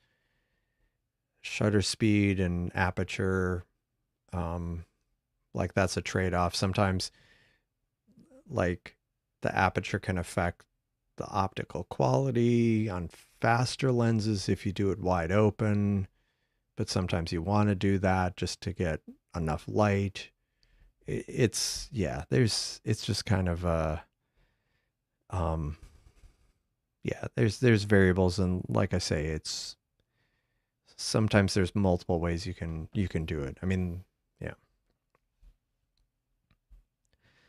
Yeah, with a 70 to 300, and if it's a crop sensor, you can also one thing you can start with, or not start with, but one thing you can do pretty easily with a lens that size with a crop sensor is you can get, somewhat closer images of the moon. Like I'll shoot with a lens similar to that, and I can get some nice photos of the moon just with a mirrorless and a camera and a. I mean, the moon can confuse. Like you can either dial in the settings completely manually, or sometimes I'll do it like semi manually, semi automatically. But the moon tends to confuse things because it's like the sky is dark and then the moon's super bright, and so sometimes that can lead to bad results, or like overexposed usually because it's trying to make the sky brighter and it yeah yeah oh yeah, that's too bad. I mean, the one good thing is if it does clear over the weekend, if the moon's like not quite full, you can get a little bit more. Uh, like the full moon is cool, but like sometimes having it, you know, you get kind of the the the shadows of craters along the kind of terminator of the light and dark area. So that can be either way, it can be good, and uh, and it's definitely a good. It's definitely an easy, relatively easy target to kind of work through the settings, like the aperture, shutter speed, ISO, and just kind of work through it and kind of, because even if you've used other cameras, different cameras have different uh, uh, strengths sometimes. So, because yeah, like I've shot, and like I have a lot of Canon cameras. Well, not a lot. I've had more than one. Um, and like I have an old one, and I could do okay things with that. But then there's things with the new one that I couldn't have possibly done with the old one. I mean, just as far as settings go, like I can push the ISO much farther because it's less noisy. Um, I mean, so is it a crop sensor camera? Um, because I can, just to give you an idea of the framing of it, if I do M31, and I actually have it set up where, never mind that. If I do like a full frame, now, mind you, to get like really spectacular, like these kind of images would take like a guided mount and just hours of data with so these are just, but yeah, like with an APS-C sensor, at least a Canon APS-C at 300 millimeters, the field of view isn't bad. Like Andromeda would fit. I mean, you'd get all of it in one frame at 300 millimeters, and that's if you have a crop sensor. If you have a full frame sensor, it'll be a bit smaller in the frame, but still not too bad. And if you have enough megapixel, you can always just kind of crop in. But like I say, the main, like you'll be able to get a bit of it, but then you'll need more data to get more detail. But then you start getting into like, well, how do you do that? Like you can take a bunch of photos and then kind of process them with software. You could get a mount for your tripod. Like I have one somewhere around here, just a little. I've seen other people with it. I haven't used it very much. I need to start using it, but I've got like this move shoot move little equatorial mount that you can put on a tripod and then have your camera track things more, so then you can have slightly longer exposures, get maybe better data and stuff. Yeah, yeah, I mean it's, yeah, yeah, no, I know how, I mean that's I remember, I remember that. I mean, like I started with film, you know, uh, film, and that was, I don't know how people managed to do some of the photos they got back then, but I mean, the stuff I got, you know, and that's the thing with digital. It's like, I feel like it's much easier to and less, much easier to improve the quality of your images uh, than it was with film and back in the day. But I still, I mean, I like the photos I took because they were photos I took. So um, I have an idle telescope here. I need to fix that. So let's. What do we want to do on the second one? What do we want to do on the second one? Is it that one? Whoa. I'm really confused. Oh, this thing's too pedantic about URLs. Problem is when you manually enter a URL. So what do we want to image? Any suggestions?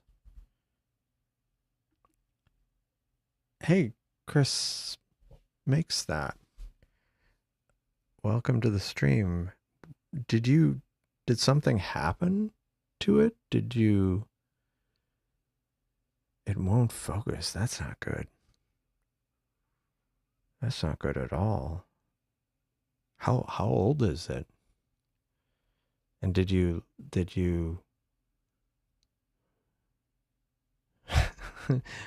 turn it off, turn it back on? Yeah, I mean, I had something weird happen with one of mine where I actually couldn't turn it off. It was the weirdest thing. I've had it for like a year and that had never happened before. I actually ended up pulling the battery out of it, which is possible. Yeah, there's some screws on the bottom and there's a lithium ion in there with on a harness and you can pull it out. No drops. That's weird. How old is it?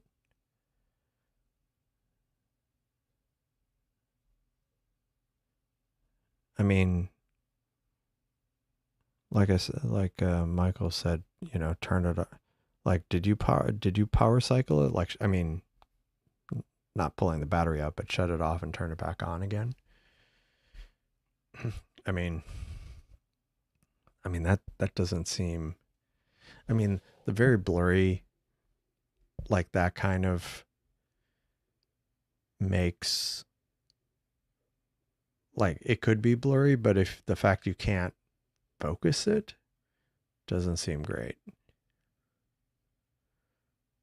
And have you was this in star mode? Did you try like maybe switching to scenery mode to see if well that wouldn't change it, that wouldn't focus it. That's weird. But did you try hmm, that's so that's disconcerting.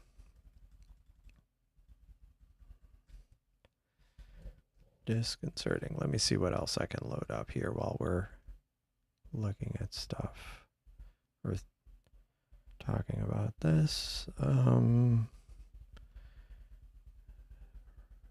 Let's see. I don't want to necessarily do a galaxy.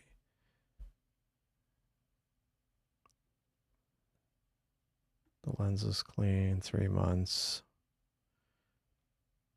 Yeah, that's troubling. That is very troubling. I mean, when did you last image with it?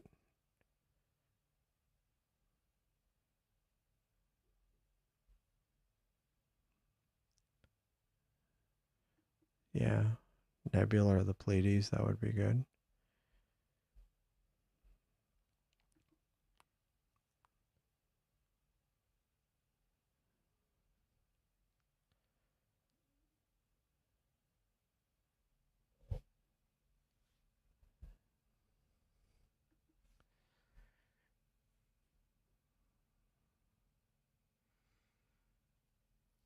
So that happened to you too with the focus getting messed up, and then you manually focused it. Yeah, generally no. I don't know of a way to reload the firmware. I mean,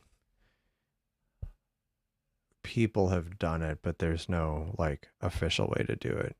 Yeah. Um, the view mode for the moon,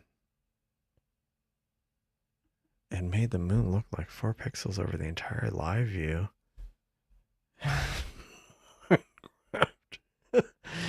That's funny. Um,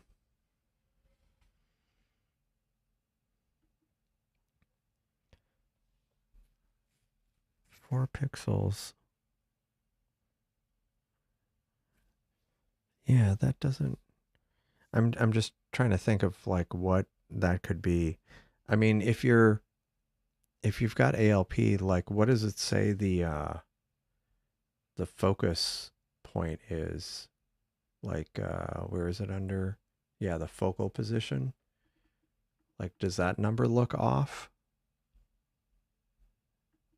Yeah. I mean, I've had weird artifacts, but like it was like video artifacts, not and not quite like, well, yeah, I'll have video artifacts where it's like massive tearing and stuff, but they eventually clear up. But yeah, I'm kind of curious what your focal position is. Um, let's see, Vega. Um, maybe I will do. Let's see. Maybe I will do.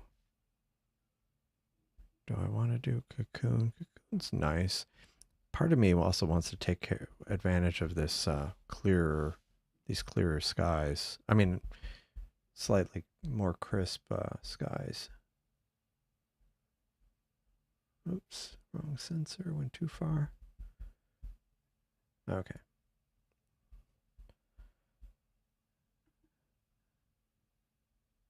Okay. Weird. 1500s. And yeah, that's interesting.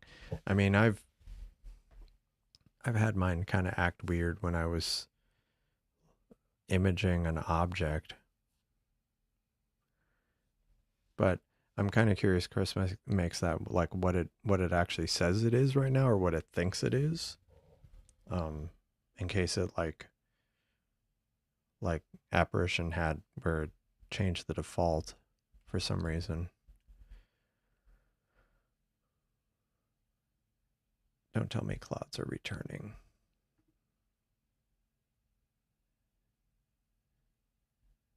No? Oh, maybe it's because the moon's returning to the sky.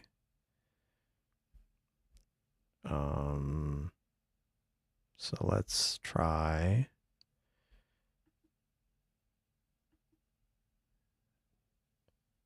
But you were able to get it back, apparition?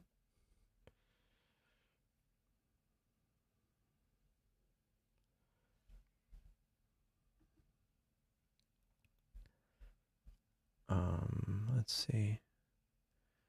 Okay, that's fine. Actually, the ghost of Cassiopeia, it's actually showing. Change the value.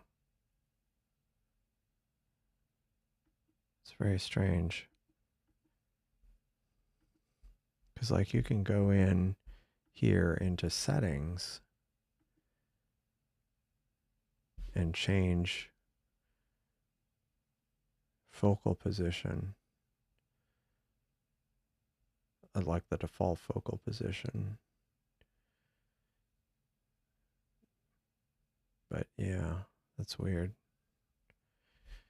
Let me see. Let's turn this off and see what I'm going to image here real quick. Just, I don't want to do these mosaic targets. Let's see. Baby nebula. No. Where's the wizard? I have a feeling the wizard's too far over. Yeah, because the problem is this is an artifact, but eventually, which one's this one? Okay, that's the question mark. I tried that the other day.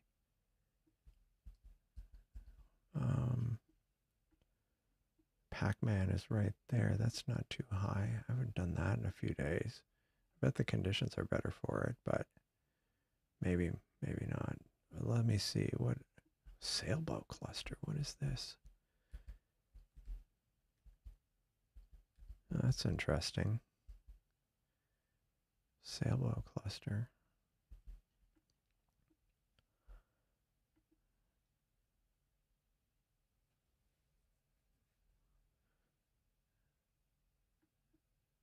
Had to change to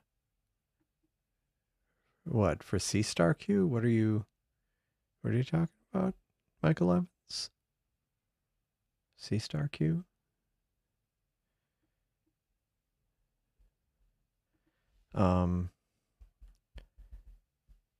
Oh, the software?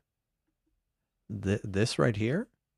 This is Stellarium, which I mean, one cool thing is like if you're using Seestar Alp, you can well, this is running.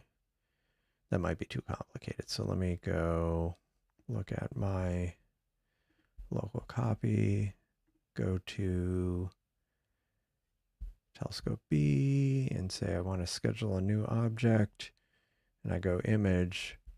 I can go so if I want to point at something like starburst galaxy, which I'm not going to image, but I could, I can just pull the coordinates out of Stellarium, so it's kind of handy for that. Um, so I have different yeah, so oh, you got one of the political ads. That's one thing I'm looking forward to, all the political ads that randomly pop up. Yeah, so yeah, so on the right here, that's Seestar. It's the Seestar ALP software that it runs on Windows and Mac and Raspberry Pi. That's what I use for controlling it. I'm not using the Seestar app at all. Like this is the software, and I mean it's improving. It is an open source project, so it's you know has it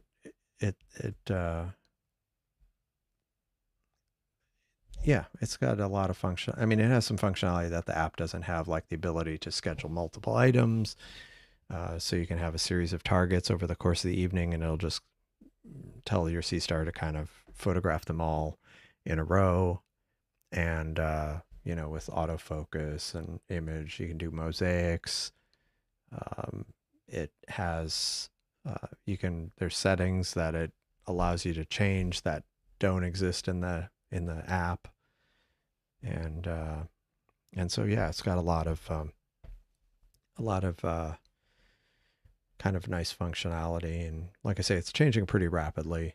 So if there's things that's missing, yeah, that you would like to see, create an issue or join either the Seestar ALP Discord server or my Discord server, and yeah, there's several people working on it, just adding new features and stuff. But um, like these days, this is pretty much all I do, all I use to control my two Seestars. And that was also the other thing I had a problem with my old setup. Like I found it was very difficult to control more than one Seestar on the same network. like the app would just randomly connect to one, or it would refuse to connect to the other, even when you told it to. And so I ended up like running it where my phone was tethered to one or connecting directly to one, and the other was in station mode, and then I used an iPad app to connect to it. So it was kind of a hassle. Whereas this, out of the box, I mean, you have to edit a config file that can support multiple Seestars on a network, which is very helpful if you have more than one. Yeah, and yeah, sorry, and you're welcome. Yeah, bright nebula defines. There's a lot. Okay. Thanks for joining, Wiccan Reed. Hope to see you again sometime. And like I say, feel free to join the Discord server, or because I stream usually, depends on the weather, but I do sometimes two, sometimes three, sometimes only one stream a week. But hope to see you again. And let's see. And oh yeah, and if you haven't liked, and this is a good opportunity, if you haven't liked and subscribed, it does help the channel a lot, and I do appreciate it a lot. So this is still going, and I don't know what I'm going to do with the other one. I've been kind of resisting going back to the Heart Nebula just because I want to do a mosaic with that one. So let's see what might be. Actually, let me make sure that I'm on the right time. Yeah, I'm on real time.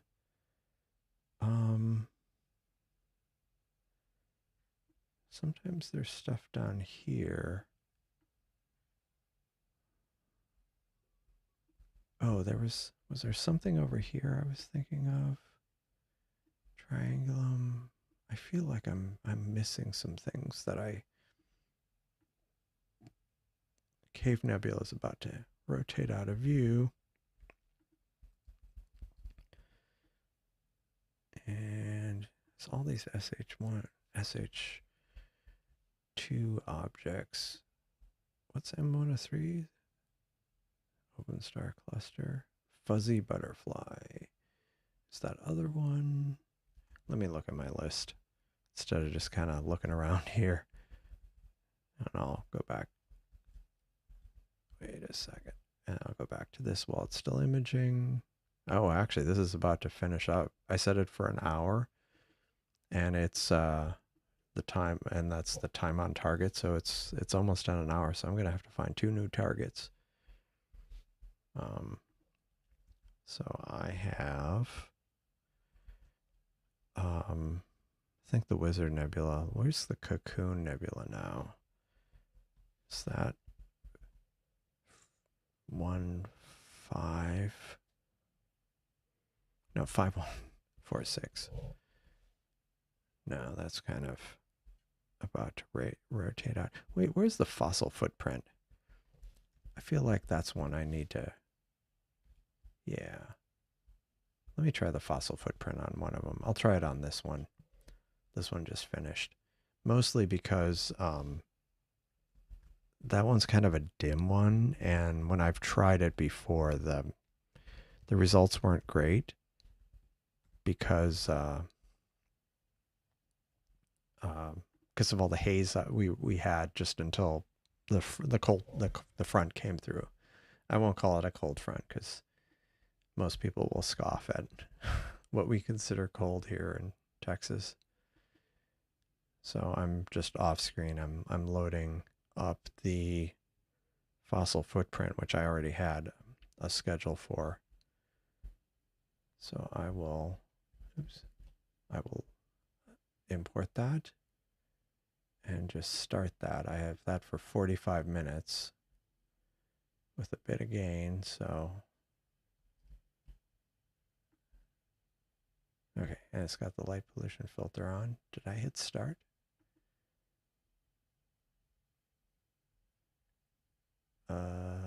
Oh yeah, okay.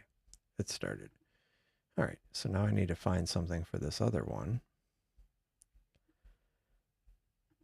Oh yeah. Have a good night, Michael. Michael Evans, thanks for joining. Appreciate it. Have a good evening. You need a telescopic interface for target selection. Well, so one thing there was some discussion. So there's a way. Okay, there's Seestar Alp can pull the coordinates out of Stellarium, but it is possible for Stellarium to control Seestar Alp. But it was with the ASCOM driver, which only was on Windows. But there's another way to do it that was there was some progress made on it, and I never got it working, but I didn't spend much time on it. Someone else had gotten it working. But now I guess some people are taking another look at it and I guess trying to make it work again. And I need to go back and look at that. But if I got that working, basically from Stellarium, I should be able to control Seestar Alp. So like what I'm doing now where I'm in Stellarium kind of looking at stuff, I could just kind of pick a coordinate and like tell the telescope, go to that coordinate. And I think it even, at least with the ASCOM driver, it would actually even show you where it was on the field of view. But I don't know if this other way does that, but I will find out once I try it out. Okay, so this is actually stacking, so it'll be interesting to see how this works. Fossil footprint live. Seestar telescope software update. Yeah. I mean, right now I'm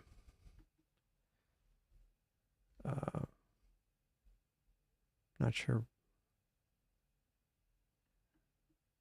I haven't actually updated the firmware on my Seestar in a while. So I'm doing fossil footprint, looking at my list. Now the other one, see there was the spider and fly, but I feel like that's not going to be visible for a while. So let me just check that out. Spider and fly. Spider nebula, not visible yet. And let's look at, yeah, I've been very leery of updating the firmware just because like this software works fine with it. It works, and there were some quirks that were added in some of the newer firmware. So I've just kind of like Wiley Side 2, we've just kind of tried to opt out of it. I mean, just you turn off auto updates on your phone. What was I looking up? So I have, wait, sorry, I'm like bouncing around over here. What were some other things? I see the tadpoles. That probably hasn't risen yet. Yep, no. And I'm pretty sure Bode's Galaxy hasn't yet either. Could do the silver sliver. What was IC 1795? Oh, the fish head. I've got a lot of time on the fish head. Fish head. Roly-poly fish head. These I need to give once the moon's kind of not like once the moon's past full and not in the sky as much. If I have a crisp night, I want to try to go after some of these dark nebulas again, like the Bernard 150 and Bernard 142 and a couple others. But because the moon is up right now, I'm not going to bother. So the tadpoles was out, spider and flies out. Is California Nebula is out? Yeah, that's not up yet. Because there's that galaxy that's kind of behind the California Nebula that I've been kind of obsessed with lately. And that won't rise for a while. Maybe I do the baby nebula. Maybe I do the baby nebula, which is IC 1848, and maybe just do kind of the core of it. Yeah, maybe I'll do that. Although, what is this thing here? That's interesting. Oh, that's the Heart Nebula. Baby Nebula. Yeah, yeah. Thanks, Cosmic Ray. No, I'm, especially with my skies, it's definitely been a challenge. Like that one that I was doing that there were a couple, but like what was it? Bernard 150. Bernard 150.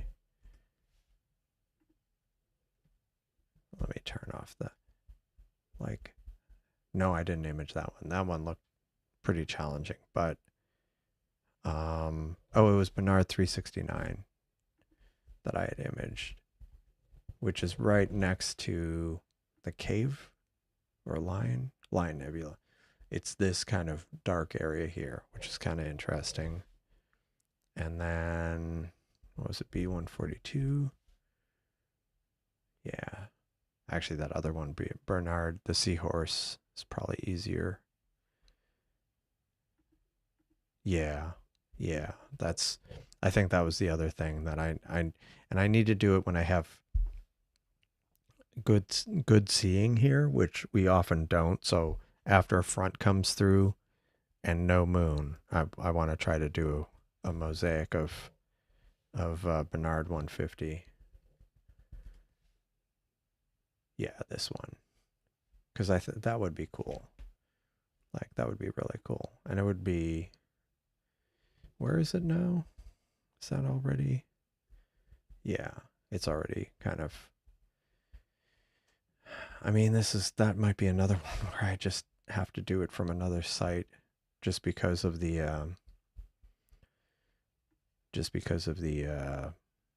obstructions I have. Yeah, so that was another thing. Going back to turning off updates for the iPhone. Yeah, Wiley site found that you can turn off updates, but you update the Play Store and Google will turn it back on, which was kind of unexpected surprise. I would be very kind of upset. I mean, the good thing is, at least with Google, with the Play Store, it's easier to like side load old versions if you happen to have them around. Whereas like on an iPhone, you'd be kind of in a bad spot. I'll do the baby nebula. Well, that's not what I'm. Baby nebula. Also known as the Soul Nebula. Let's see what the framing is on that. Yeah, that's kind of interesting. I'll start with that. So I will go. Actually, I'm going to do it from here because this is locally and I haven't set up the Raspberry Pi to pull coordinates from my laptop. So I'm just going to pull that there. Baby Nebula, Deep Sky. And I want to do, I'm going to crank up the gain on this to 150 again. Light pollution filter. Actually, let me check the temperature here. Yeah, it hasn't dropped drastically, so I'll leave it. I won't do another autofocus. Total session time, let's do 40 minutes. Light pollution, baby nebula. Start. And start. And actually, I just remembered. How are we doing on disk space? I forgot that little detail. Okay, 2.3 gig. And 3.3 gig. Okay. Maybe I'm not going to run out tonight, but I definitely need to clear that off before my next live stream. Because, yeah, that could be a problem. Let's go back to here. Go back to commands.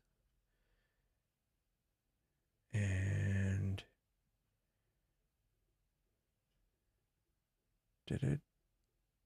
Wait, did I actually start the schedule? Yeah, the schedule's running. Supposedly.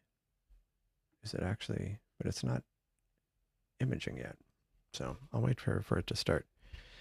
Yeah, side loading. Yeah, I imagine to go back to an old version. I mean, there's people. What is the latest version? I'm not 100% sure. Wiley site would know on Android what the latest was. 3x1 of Soul Baby. That's cool. Oh, ALP. Sorry. ALP latest version is actually that's not the latest version. Let me see. Sorry, I'm got multiple windows here. See if I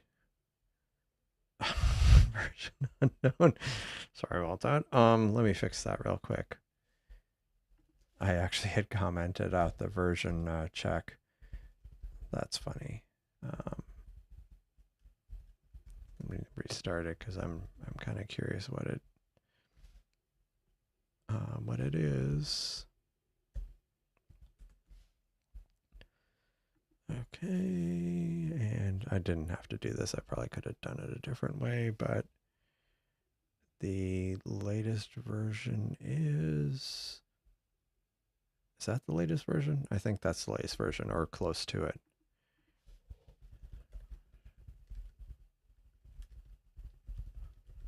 Yeah.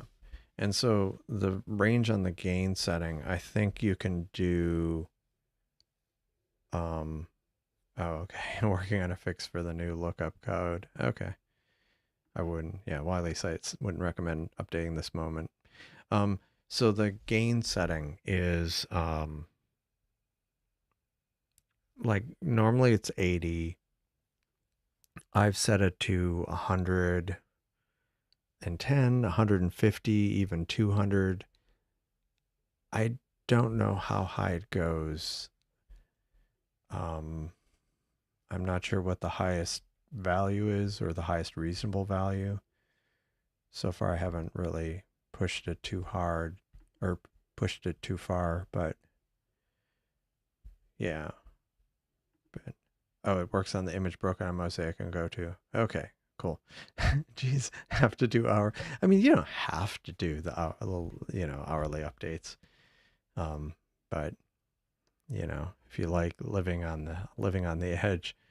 Oh, and Mosaic. Yeah, Mosaic. Yeah, 110 gain. Yeah, I've been doing 110 and sometimes I push it to like 150 and sometimes that's been okay.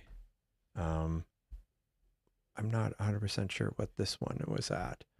I want to say I might have pushed this one to 150. No, that's 110.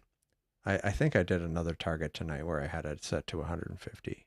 Maybe it was the Ghost of Cassiopeia.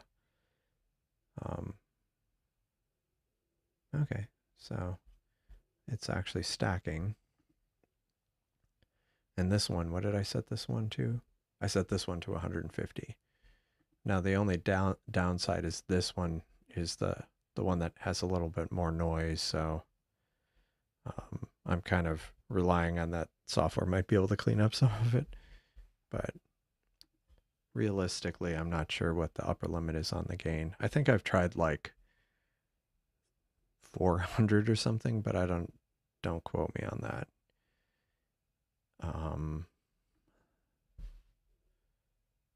Yeah, I'm not sure what the max is.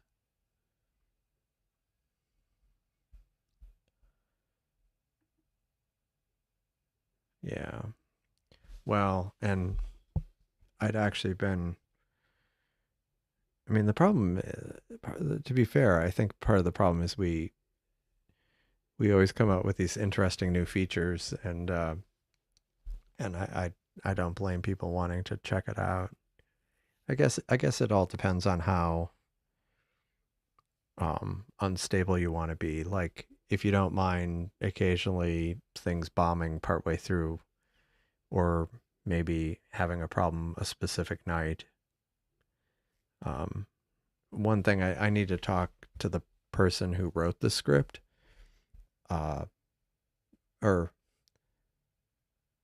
I need to talk to one of the developer who wrote the Raspberry Pi update script about some ideas, some thoughts I had on updates, um, to try to make it a little bit more straightforward to update to versions and also to roll back. I mean, some of that could end up being tricky, but that's one of the things I want to try within. I mean, knowing that it might not be 100%, but at least in the case of, you update it just before you want to go do some observing and then it like totally doesn't work, and yesterday's version worked, so you can just kind of roll back quickly. Um, basically that. Yeah, this one's going to be super grainy, or super noisy, I should say, because this is at 150 and this is the sensor that tends to be noisier anyway. But yeah, I'm looking forward to some of the new functionality that's coming from different people are working on. And I'd like to be able to test out that minor planet logic to try to image some like series or yeah, Palace or whatever. But I need to make a note about that. I need to ask about if there's some other source that would have the one asteroid I was trying to look at.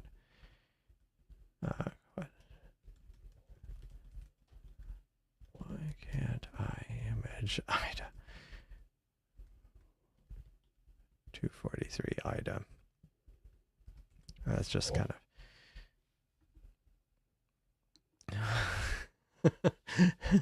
Yeah, you 1 millisecond of beta testing. You beta believe it. Yeah. No, I mean, the thing is, like, I mean, some of it. I mean, I'm not the only one to blame, but some of it is like I'll see a feature and I'll merge it in or whatever, because I'm like, I want, you know I want to try it out, and it seems like it might be okay. Uh, but yeah, sometimes obviously that ends up misfiring. So uh, yeah, but I think a combination of using tags and some other stuff could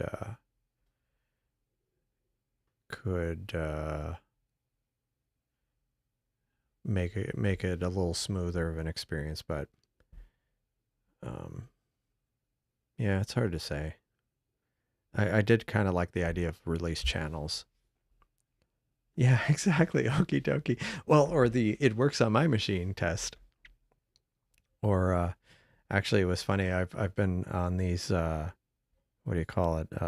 Speaking of YouTube recommendations, it was like these programmer shorts, uh, or a short by a programmer, and it was talking about code reviews and like the 3-line code review, and it's like the person's like, oh, what about the spelling of this one, and what about this or that, and then it's like versus the 30,000 line uh, pull request, where it's like, oh, does it work on your machine? Do the tests pass? Oh, they don't test.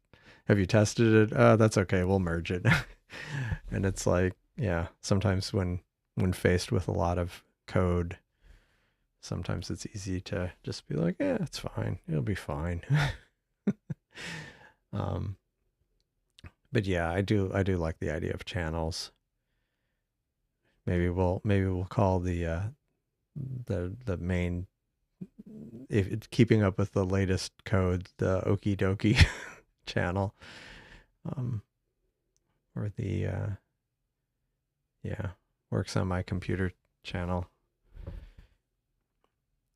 Although it is funny, I mean, like also, I'll there's been more than one time where I'll merge in some new code that I wrote, and then I'll send a message on Discord to and say, "Hey, I pushed out some code. You want to test it?" And like within 5 minutes, somebody's like, "It totally broke." I'm like, "What?"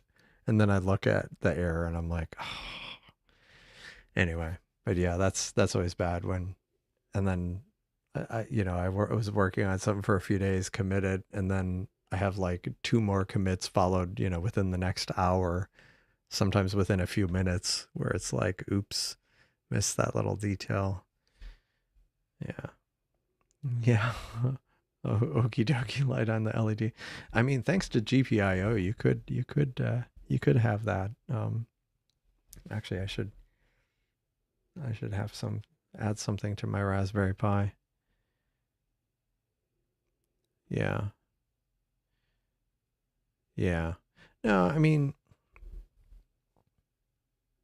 yeah, I'll run into I have mine break a lot, but I mean sometimes it's compounded by the fact I have local development changes or I'm doing something weird like since I have to like there'll be things that'll yeah, or I'm using a workflow that maybe other people don't use and so it'll seem fine for me, but then when someone, maybe the majority of users use something or vice versa, it's like I'll be broken because it's like something that other people don't generally use.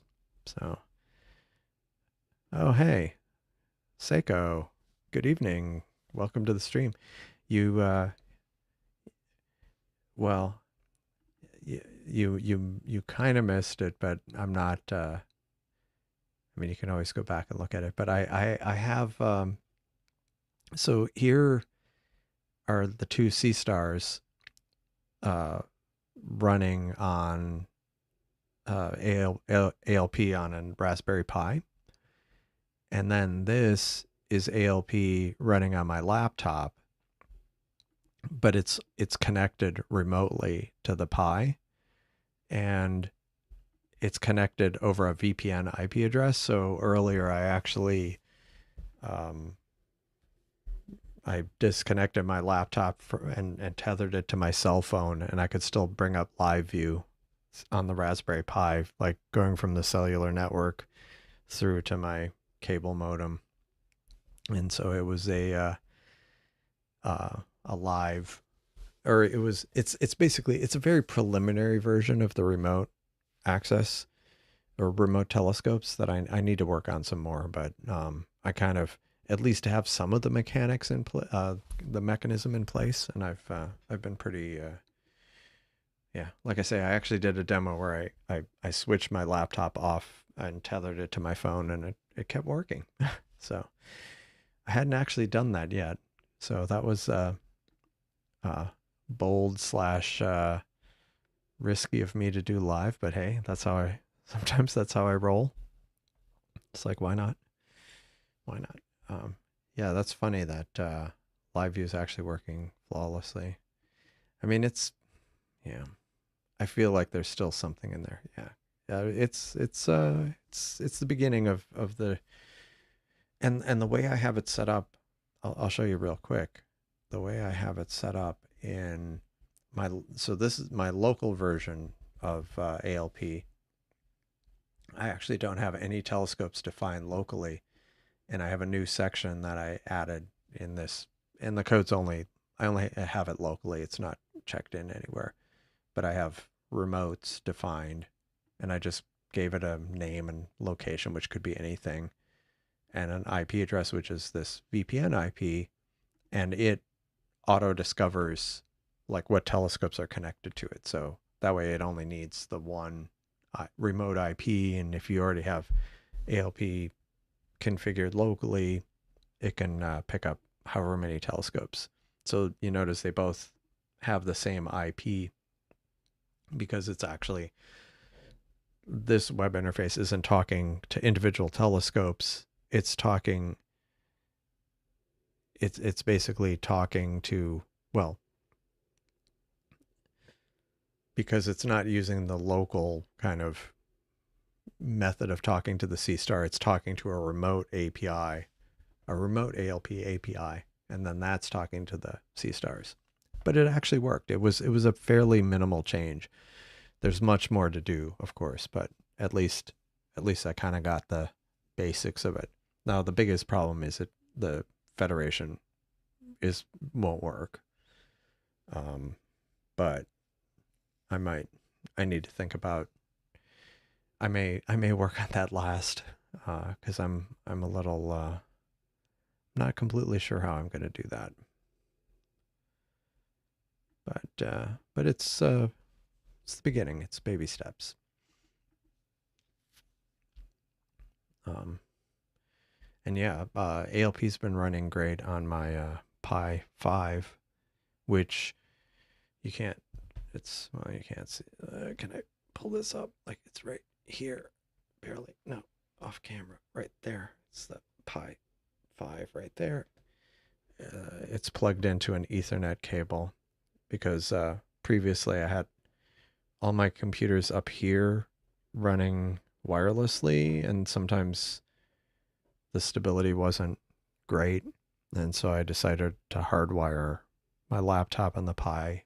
So it's just the all sky camera and the telescopes that are wireless tonight. Okay, cool. So there you go, Cosmic Ray. There's your hourly update, um, hourly version update. Uh, thanks for fixing that.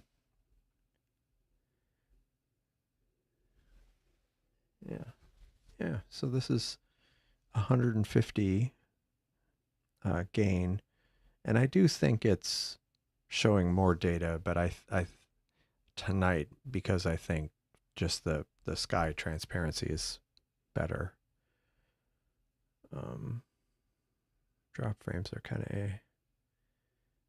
I guess, yeah, yeah, but it's a start. And what else? I mean, this is a Thursday night stream, so because I have stuff in the morning, I generally don't run these too late. I mean, it's only 10:30 here, but I'm going to try to wrap this up before midnight, but it does look like Saturday will be good here. Like, and the moon will be just that much more out of the, actually, it could be really good. It could actually be above average seeing. Um, and the moon will be just that much more out of the way. So that could end up being a good one. That might, if the conditions are good, I might end up going late on that one. Although it alleges there might be some clouds at 3 in the morning, but we'll see. Play it by ear. But tentatively, Saturday will be another one.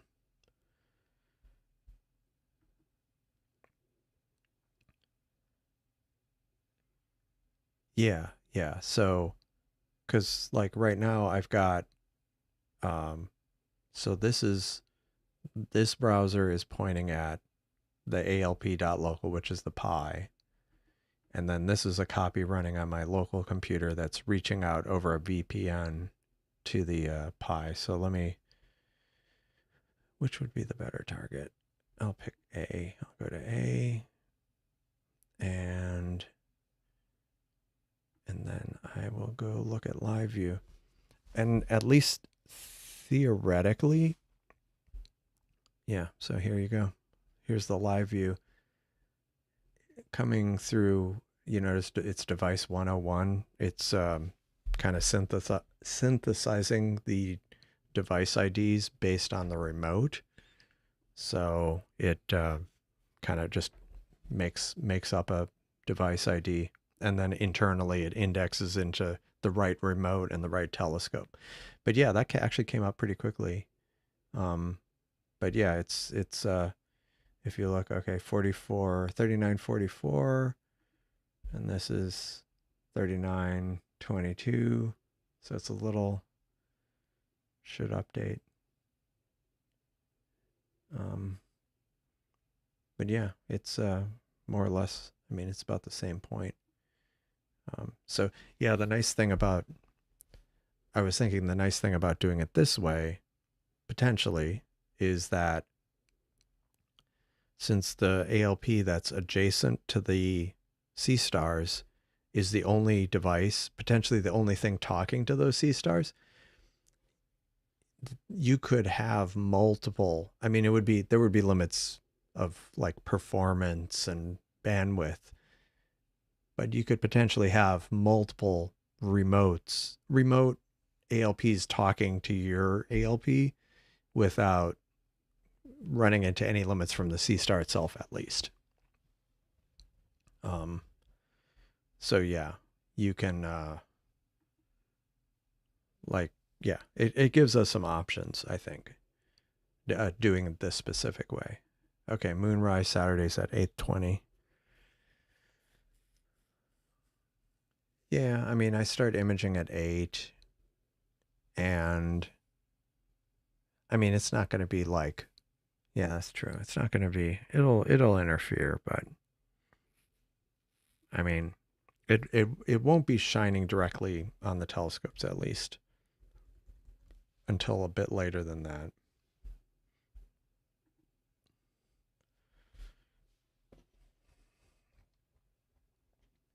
Like actually, even right now, the moon is not is still behind a building. Oh, nope, I don't want to enter dictation. Simon didn't say. Uh, oh yeah, it's about to become visible just now. I mean, it's starting to wash out the sky, but at least it's not like right shining into the telescopes. And actually, you could probably see it on the all sky camera here. Um, let me see. Oops, wrong window. Come on, come on. Okay. Oops. Let's see.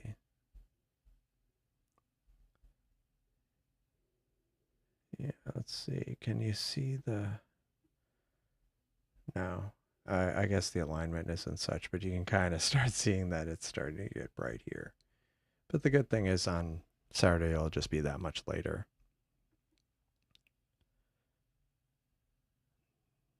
Until 10. Okay. Um, let me see. Were there any? Do I have any new time lapses? Oh, that's too bad. No new time lapses. But like last night, was last night the? Oh, okay. For the moon. For the moon. Um, did did this? Okay. I had a glitch here. But yeah, so this is it didn't generate a video from it, but here you could see like when the moon started becoming visible, like it started rising behind the building. And then yeah. It was at some point after that that I'm like, yeah, I need to call it a night cuz like it's well, I guess I let it go for a bit.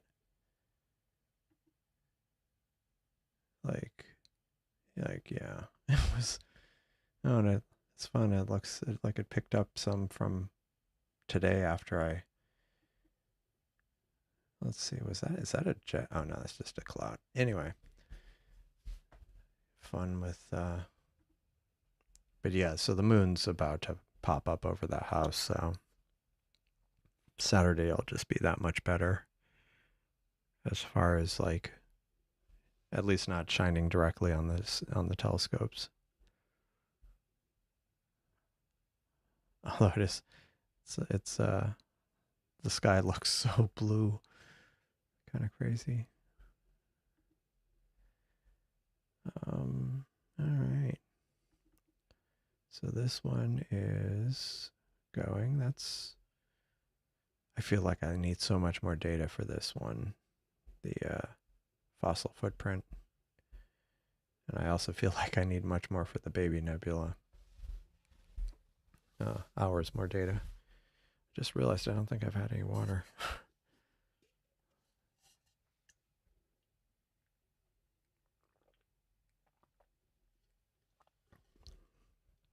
Much better. Um,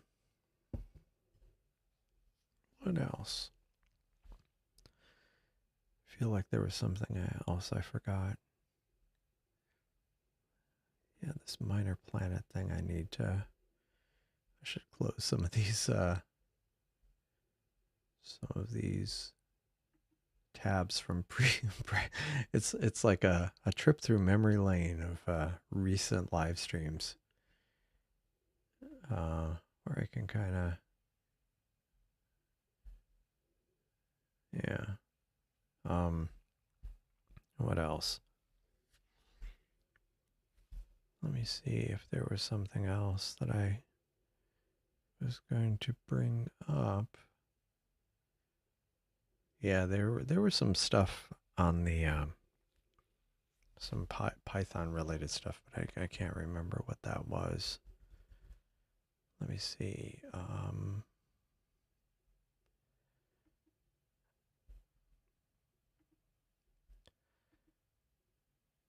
Oh, nice. Sorry, I'm just... Oh, hey. Oh, hey.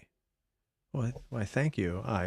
If any of the people who joined, I just noticed three people have joined. Three new people have joined the Discord server. So, welcome to the server, and appreciate it. And what else? Let's go back to... Where are things? But yeah, I still need to... I mean, I installed Raspberry Pi, or I rebuilt the Pi, and it's working good. It's working well, but I need to do more with it, and I still need to revisit why that image wasn't building. It's very strange. It was very reproducible. I need to see if it works better if I try to build the image on the Pi itself. Yeah, because it was kind of frustrating that it wasn't it was running into weird kind of it was trying to compile Python, and it was having an error. And it's strange because it was running in a virtual machine, so there's no reason it should have had that error. A virtual machine that was running the Pi OS itself, so it shouldn't have had that problem. But I may have to rethink the way I build the images, because one thought to help facilitate the remote telescope functionality, I've thought about if tail scale's the way I end up going, I might generate an image with tail scale already on it. So, I mean, it would be purely opt in. It won't. It just having the software there won't create a VPN, but at least it would have the potential where somebody would be able to set one up and then share their telescope. Yeah, and probably. I mean, the since it's a Pi 5, I have it has plenty of bandwidth. Now, the way I set it up, it doesn't have it. I installed the light version on it, but I may go ahead and redo it with the full desktop version, and then yeah, what I should do is, because it's sometimes awkward. It's kind of I don't always want to sit in at my desk. Sometimes I like sitting on a sofa with my laptop. So what I need to do is re-image it here, and then I can log into it remotely and do the rest. But yeah, the plan would be that was one of the thoughts was to kind of install Stellarium and maybe some of those other things that they have like on Astroberry. I mean, not going too crazy with it, but yeah, I do want to do that. but I need to, I want to create reproducible images, Raspberry Pi images that are easy, like when a new version of the Pi OS comes out, or if I want to release a version with updated patches, and the latest version of Seestar ALP, I want it to be easier to kind of recreate the image. But that was what I had originally started doing, but then it ended up kind of not working. Well, it worked, and I think that was before the virtual environment. Now that it's using the Pi virtual environment, Python virtual environment, it's having some issues while when it's trying to build Python. So I just need to dig into that more. And then if I get that working, then yeah, I'll go with a few different images. And maybe what I'll do is it's over there. But maybe what I'll do is since I have this micro SD card with the light version on it, but I also have a NVMe M2, a cheap one I got. That one I think I might do like the deluxe version on, because I've got a lot more space and it's a lot faster. So I mean, it should be a lot faster for I/O. So, and then I could probably do some kind of janky dual booting, where because you can specify the boot order on the Pi, so I could set it where it does the micro SD if it's there. Otherwise, it does the NVMe. So then I just can put the micro SD in to do the kind of the basic environment, and then I get the deluxe version if I boot off M2. So that might be a weekend project. Yeah. But yeah, that will be definitely a weekend project, or a tomorrow evening project even.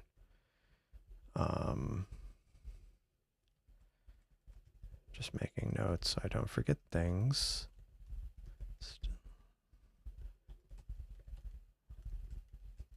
There was another note. Let me see. What did I forget?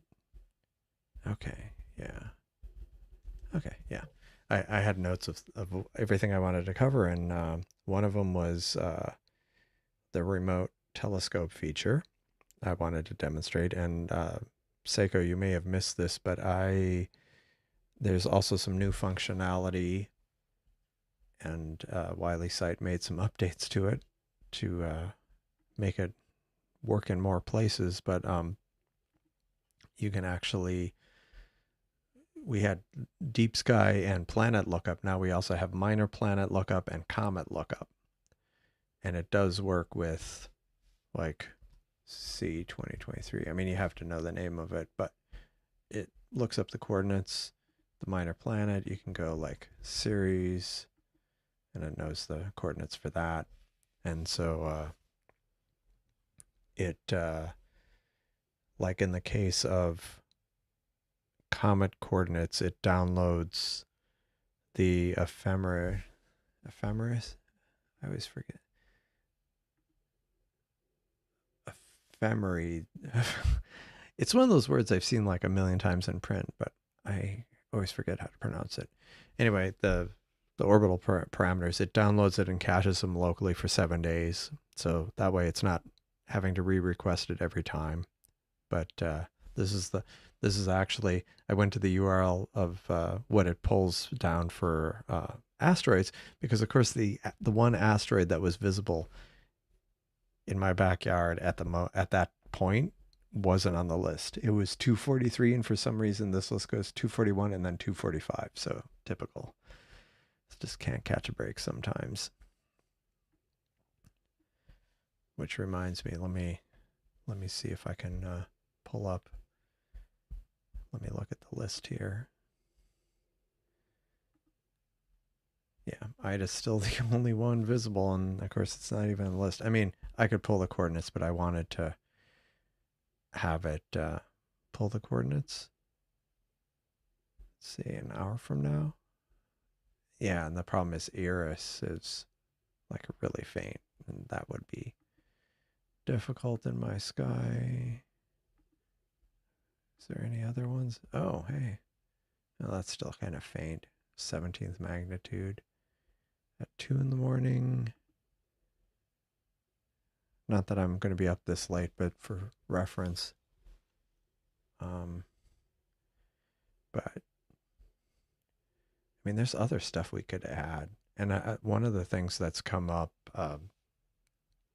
is since some people are going to use this off grid, off without internet access, and we look things up using Simbad, we were talking about possibly seeing what we could what catalog data we could cache locally, like the Messier objects, NGC objects, maybe NGC and IC objects, and then and so for even if you don't have a connection, you'd be able to look up things and image them. That's something we should probably do before too long. So that's at like 6 in the morning. So yeah, see the moon is about to grace us with its presence in, well, it's already been up, but it's going to be shining right into the backyard, right between these telescopes. Like it's coming up right here. And man, the sky's looking so bright. It's like twilight almost. Now, it isn't above the house yet, even though it's out of frame because the telescopes aren't lit up, but that's going to be soon. It's going to be very soon.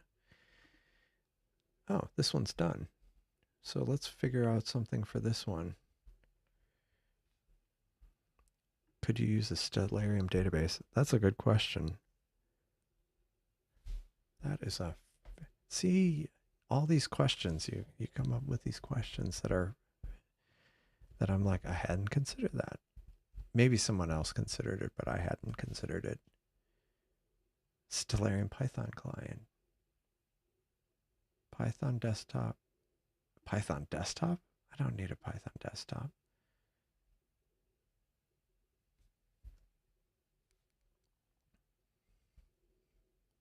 No, that's not what I want. Control Stellarium from Python. Well, you could do that. So it wouldn't be the same, but you could run, if you had Stellarium, you could run it and then copy the coordinates into ALP. But can we actually read the database? What is this? Scripting engine? Database? No, not for.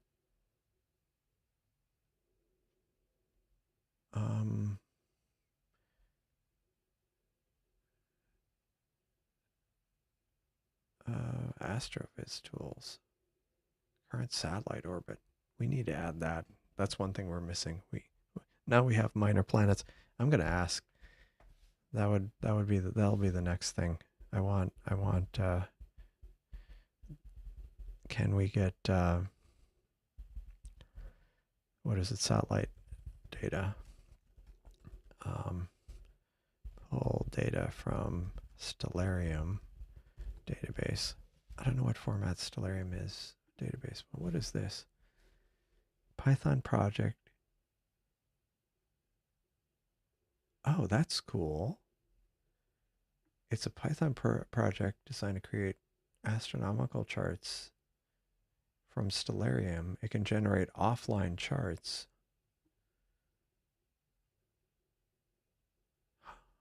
How old is this? Is this an active project? That's the other thing that always bums me is I find something really cool 2 days ago. That looks good. I mean, even if this doesn't help me, I'm intrigued by this, so I'll look at this again later. And Stellarium has a scripting language. Oh, it's Java ECMA script, which is JavaScript basically. So that's not terrible.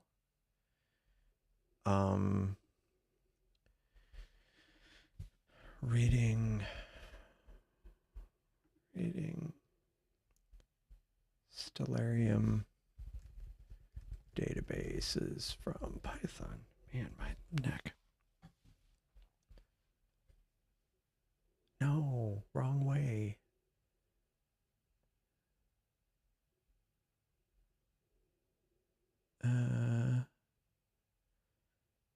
Let me see. Stellarium database format. Let's try that. Yeah. Good overlay on the image. Yeah. Yeah. Yeah. I mean, someone earlier was asking, I think, or someone, or was it you? Someone asked on Discord, and I added it to an issue about being able to add either a reticle or crosshairs on the live view to help like with centering things. Like if you're manually adjusting the coordinates. But yeah, having like the grid would be good. File and directory structure.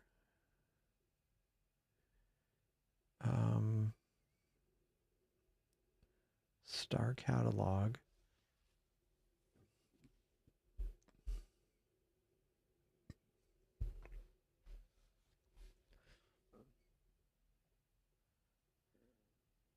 This might be something we could leverage.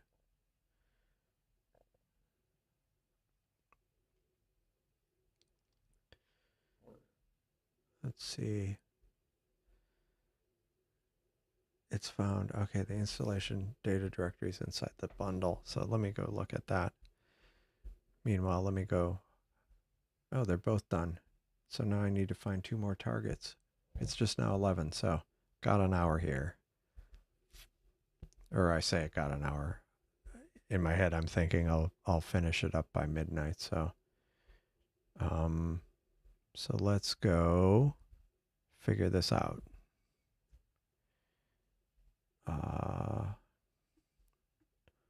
What's down here? Is there stuff down here? Okay, Bode's Galaxy unfortunately isn't going to be up for a while. But we got the Heart Nebula. What's that one? Okay, that's that one. We got the Heart Nebula, Baby Nebula. I've done both of those. What do we have over here? Oh, it's up. California Nebula. Now, the only problem, what is this here? Oh, that was what I just imaged, the fossil footprint. So California Nebula specifically, I want to do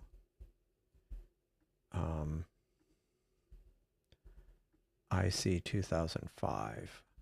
So let me go quickly get this one. And schedule, clear image, IC 2005, which it will say is, so I'm going to try 150 on this. Light pollution filter.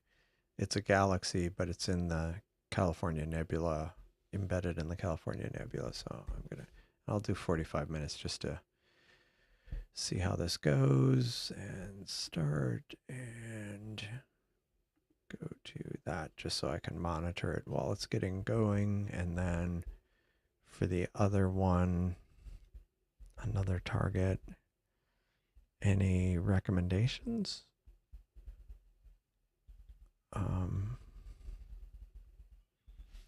There was this one thing down here, the northern, maybe I'll do the northern Trifid. Let me see if that's even visible. NGC 1579. And we'll see how this goes. Okay. Image NGC 1579. 1579. Look it up. 45 minutes. 150. Light pollution. Go. Start. Okay, so this one should be going, and I'll let that go for a bit. So what was I in the middle of looking up? I was looking at this. Oh, I was going to look at the downloads for Stellarium to see if I could figure out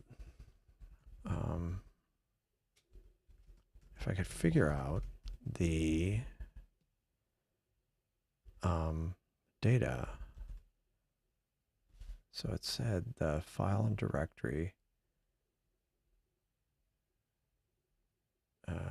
data. Let me see. Okay, nope. Oops. I'm just kind of looking at the bundle. I will plugins resource share. Is it share? Nope. Nope. Resources. Oh, here it is. So I'm looking inside of the binary, and is that the data? Some of this doesn't seem big enough.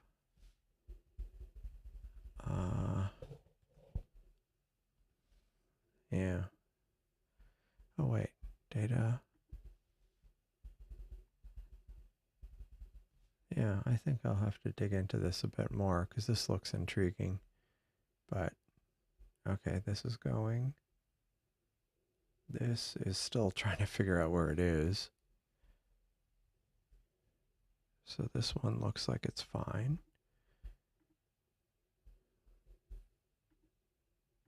Yeah.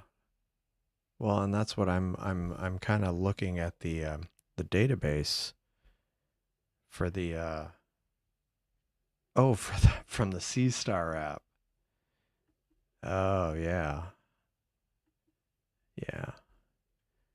I was just trying to see what I think I want a more comprehensive catalog than what they include. Although it does have other things in there. It just doesn't let you look for them, search for them.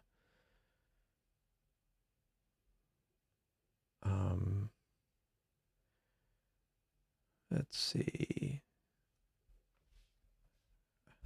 Oh, the Seestar database is like 900 megs. I wonder what the Stellarium one is.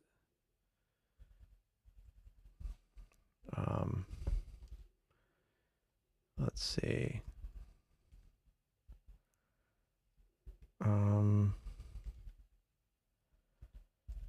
Let's see.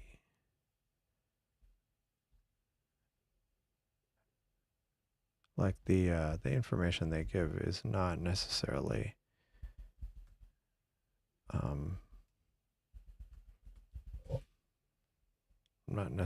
completely. Sometimes when things are kind of buried in the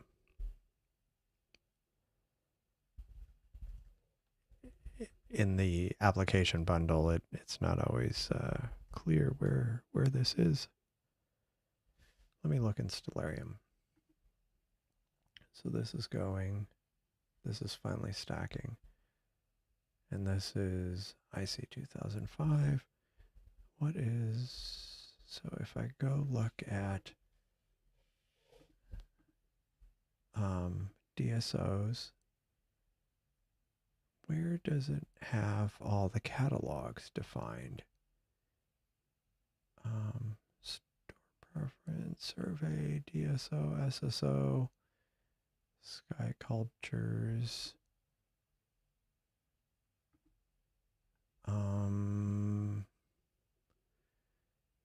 Extras, no.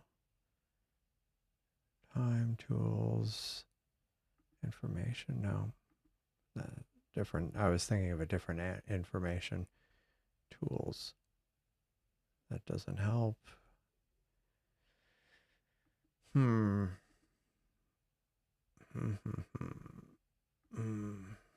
That's not helpful. So I'll move this over to the live view while I'm rummaging around off screen, trying to figure out where the heck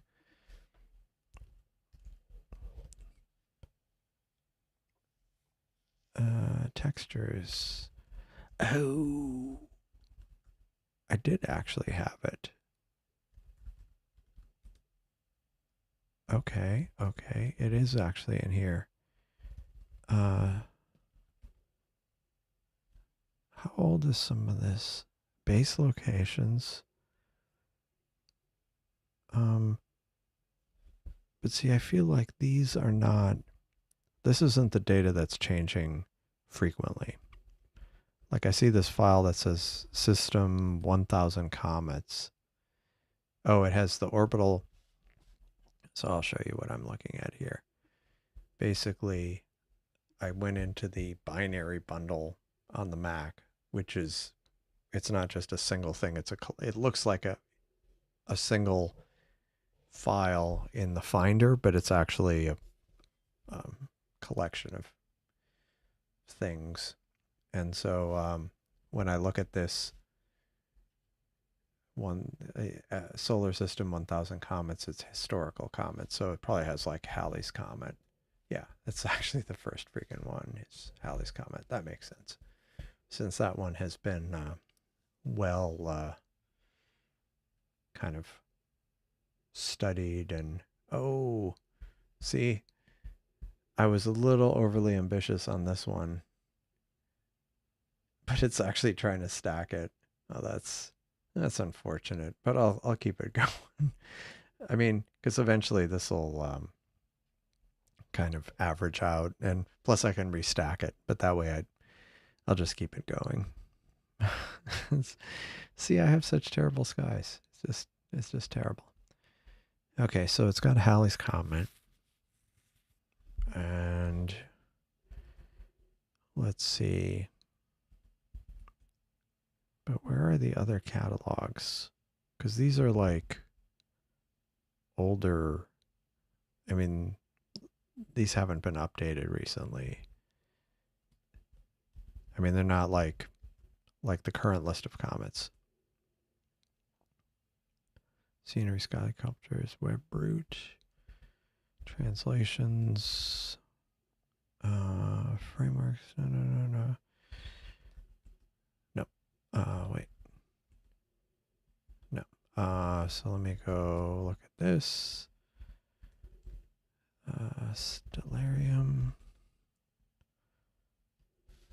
Allow.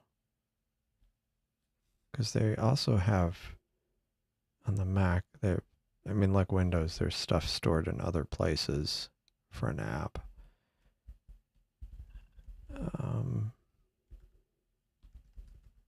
I might abandon mission on this one. Oh, I say that, and then just as I say that, I end up finding. So in this kind of cache directory, I found data, more data, and it includes, these files were updated very recently, so like minor objects. Yeah, so it's got like very recent orbital data. Oh, Holton, Maine. It has a custom location I saved from when I went to Holton, Maine for the solar eclipse. Oh, and then persistent custom objects I've added. Cool. So this is some of it. All right. And actually, this is all I'm going to look at, but if we could find the rest of the data, like this is a fairly easy to read text format, so that would be easy enough to extract that.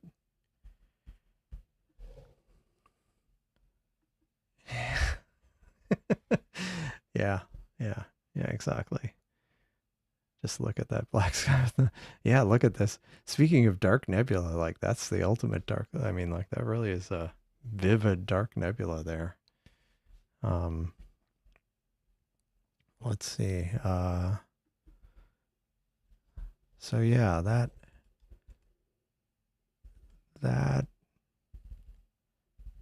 actually, wait, let me look here again. Um,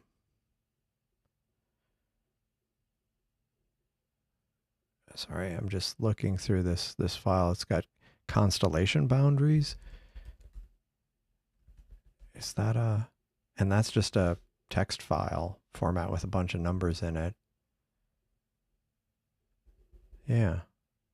So that's a file. Constellation spans,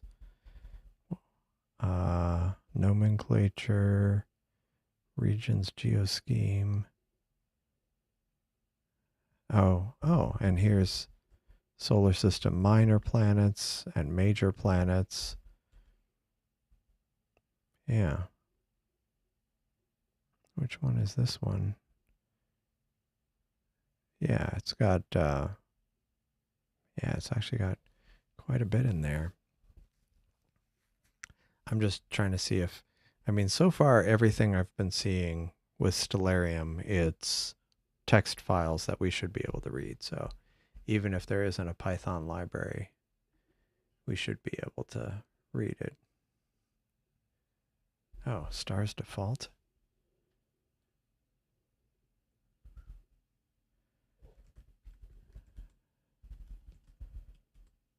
Oh, there I found it.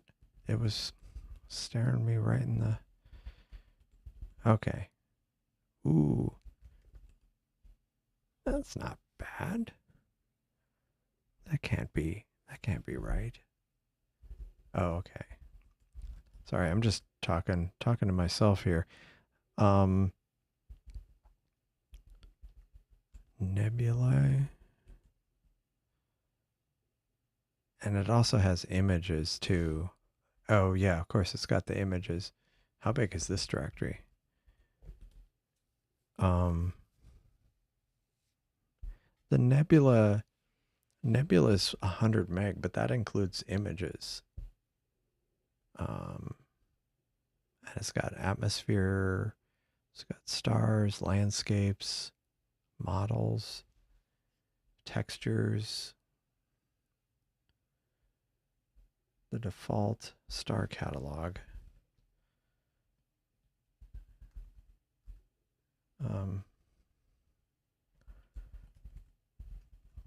Does it actually have?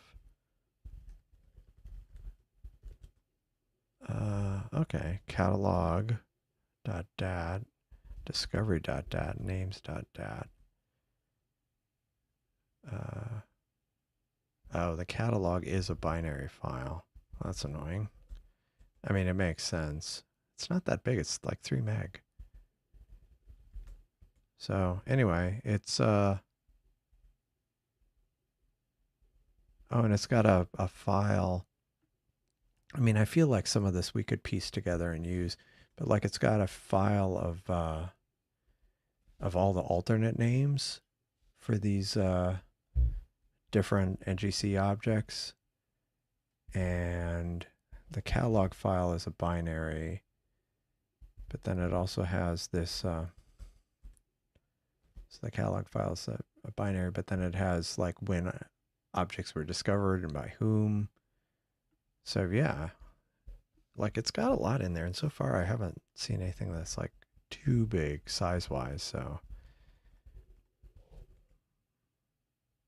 yeah, I think we need to look into that further. But yeah, surely there's some other star charts and stuff, and information sources we can get. Yeah, this is unfortunate. I can see the beginning of the northern trifid there, um, but yeah, I think an ability to be able to, I mean, it could be an opt-in. And to be fair, the Pi, like the Seestar Alp software doesn't take much space. The light Pi OS doesn't take much space.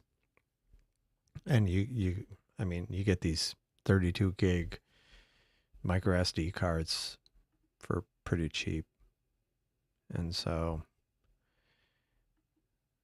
I mean, like the Pi 5 I have, I have a 128 gig micro SD in it. And how much did it cost? They're like 20 bucks. So 15 bucks. You can get ones for 15 bucks. Samsung ones.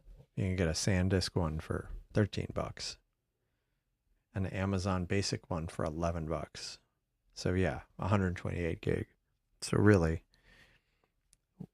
we could offer, or if we could find the right catalog, we could grab or give the option to download it and run it offline.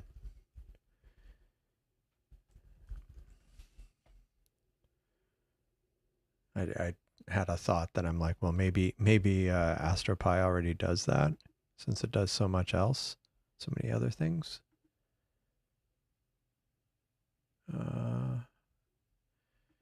Logs, local catalogs, local catalog, download, downloadable data management.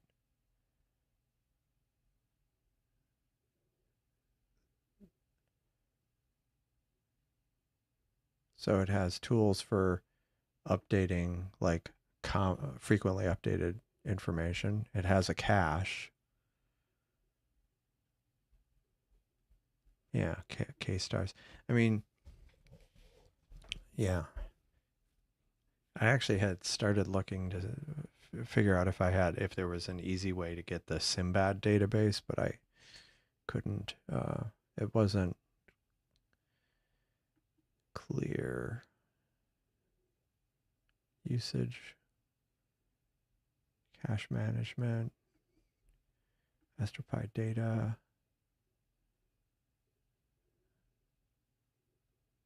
But yeah, so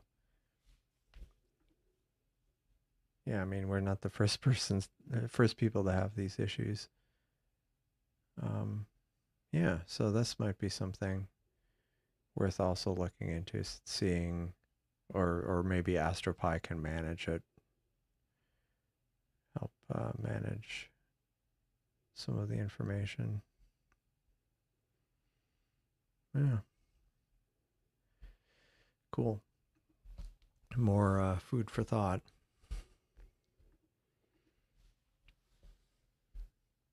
This one is just gonna bug me because I have a feeling this thing was here long enough that it's just not gonna fully go away. I mean, it's just gonna be like dark nebula. Although I take that back, there are some stars now finally starting to make their way down here. But yeah, this is definitely something I'm gonna have to restack. Now this one is showing some detail, and this one's doing pretty well. Yeah, I think after these targets are done, I might call it a night. Just because like by the time I finish the live stream and then shut down everything, bring it in, um, you know, and then just kind of, you know, get some stuff ready for tomorrow. Yeah, it can be like an hour or so. If I go to If I stream until midnight, then I'm up till like 1 in the morning, which isn't like super late, but it can make early mornings the next morning a little rough. So, um, which is why I don't mind doing the ones on Friday and Saturday night. It's just more practical, for where I don't feel the need to stop, or like where I was doing the 5 hour mosaic. If I started at 8 p.m. Well, sometimes I typically wouldn't start it right at 8, so I start at 9. I can go till 2 in the morning without any problems because, um, although that said, yeah, sometimes it still ends up being rough, but such is that's what happens when I'm, yeah, and I need to, you know, I know someone else who's on the live stream occasionally. He recently got a new telescope, and I'm kind of, that's going to make me want to try to get one of my other telescopes set up and try to somehow integrate it into the live stream. So that's another thing maybe I'll look at this weekend. Um,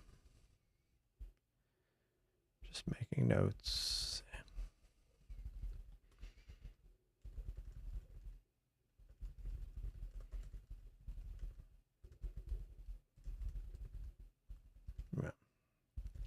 What else?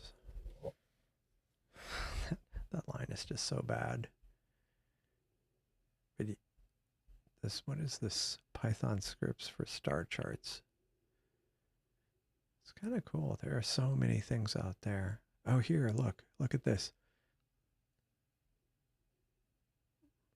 Bright stars, outline Milky Way, shaded Milky Way,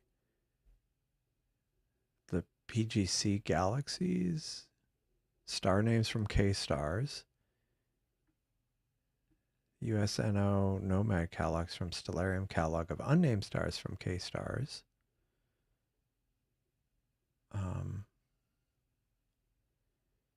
So this could actually be a good start too.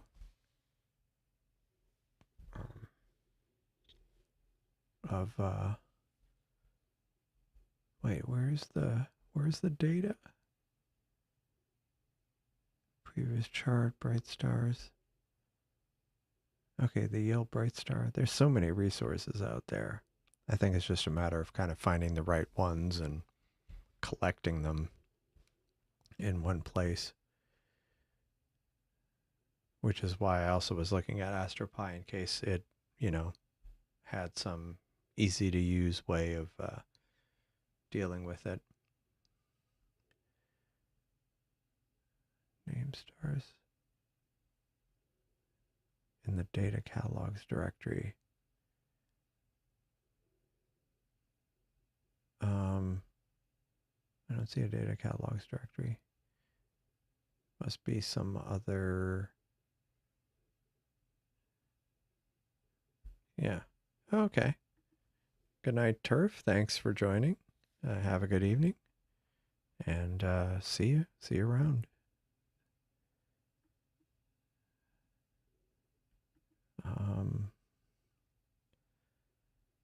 Star names. But where it says data files, is it on the... Oh, maybe it's... Could it be under here? Oh, it's under there. Okay. I should have just gone there. Catalogs. What is this? What's in this file? Okay, fine. Catalogs. Milky Way, star names, unnamed stars. Cool. How big are some of these? Anyway, some more to explore. But yeah, realistically with the Seestar, there's going to be an upper limit on what people are realistically going to probably be trying to image. Um, so Messier, NGC, IC, these SH2 objects. Yeah, some of the more common catalogs. Yeah, that should be doable. Just need to do it. Somebody needs to do it, and eventually, and then yeah, you'll have like uh, everything in a single box. Yeah, and if we can somehow leverage one of the existing catalog, like if it somehow could use K stars or Stellarium if it's available, otherwise it could pull down its own. We'll figure it out, and I'm sure someone will do it. This is chugging along. I think I did these for like 40 minutes. This one is just, this is going to bug me so much. Yeah, that is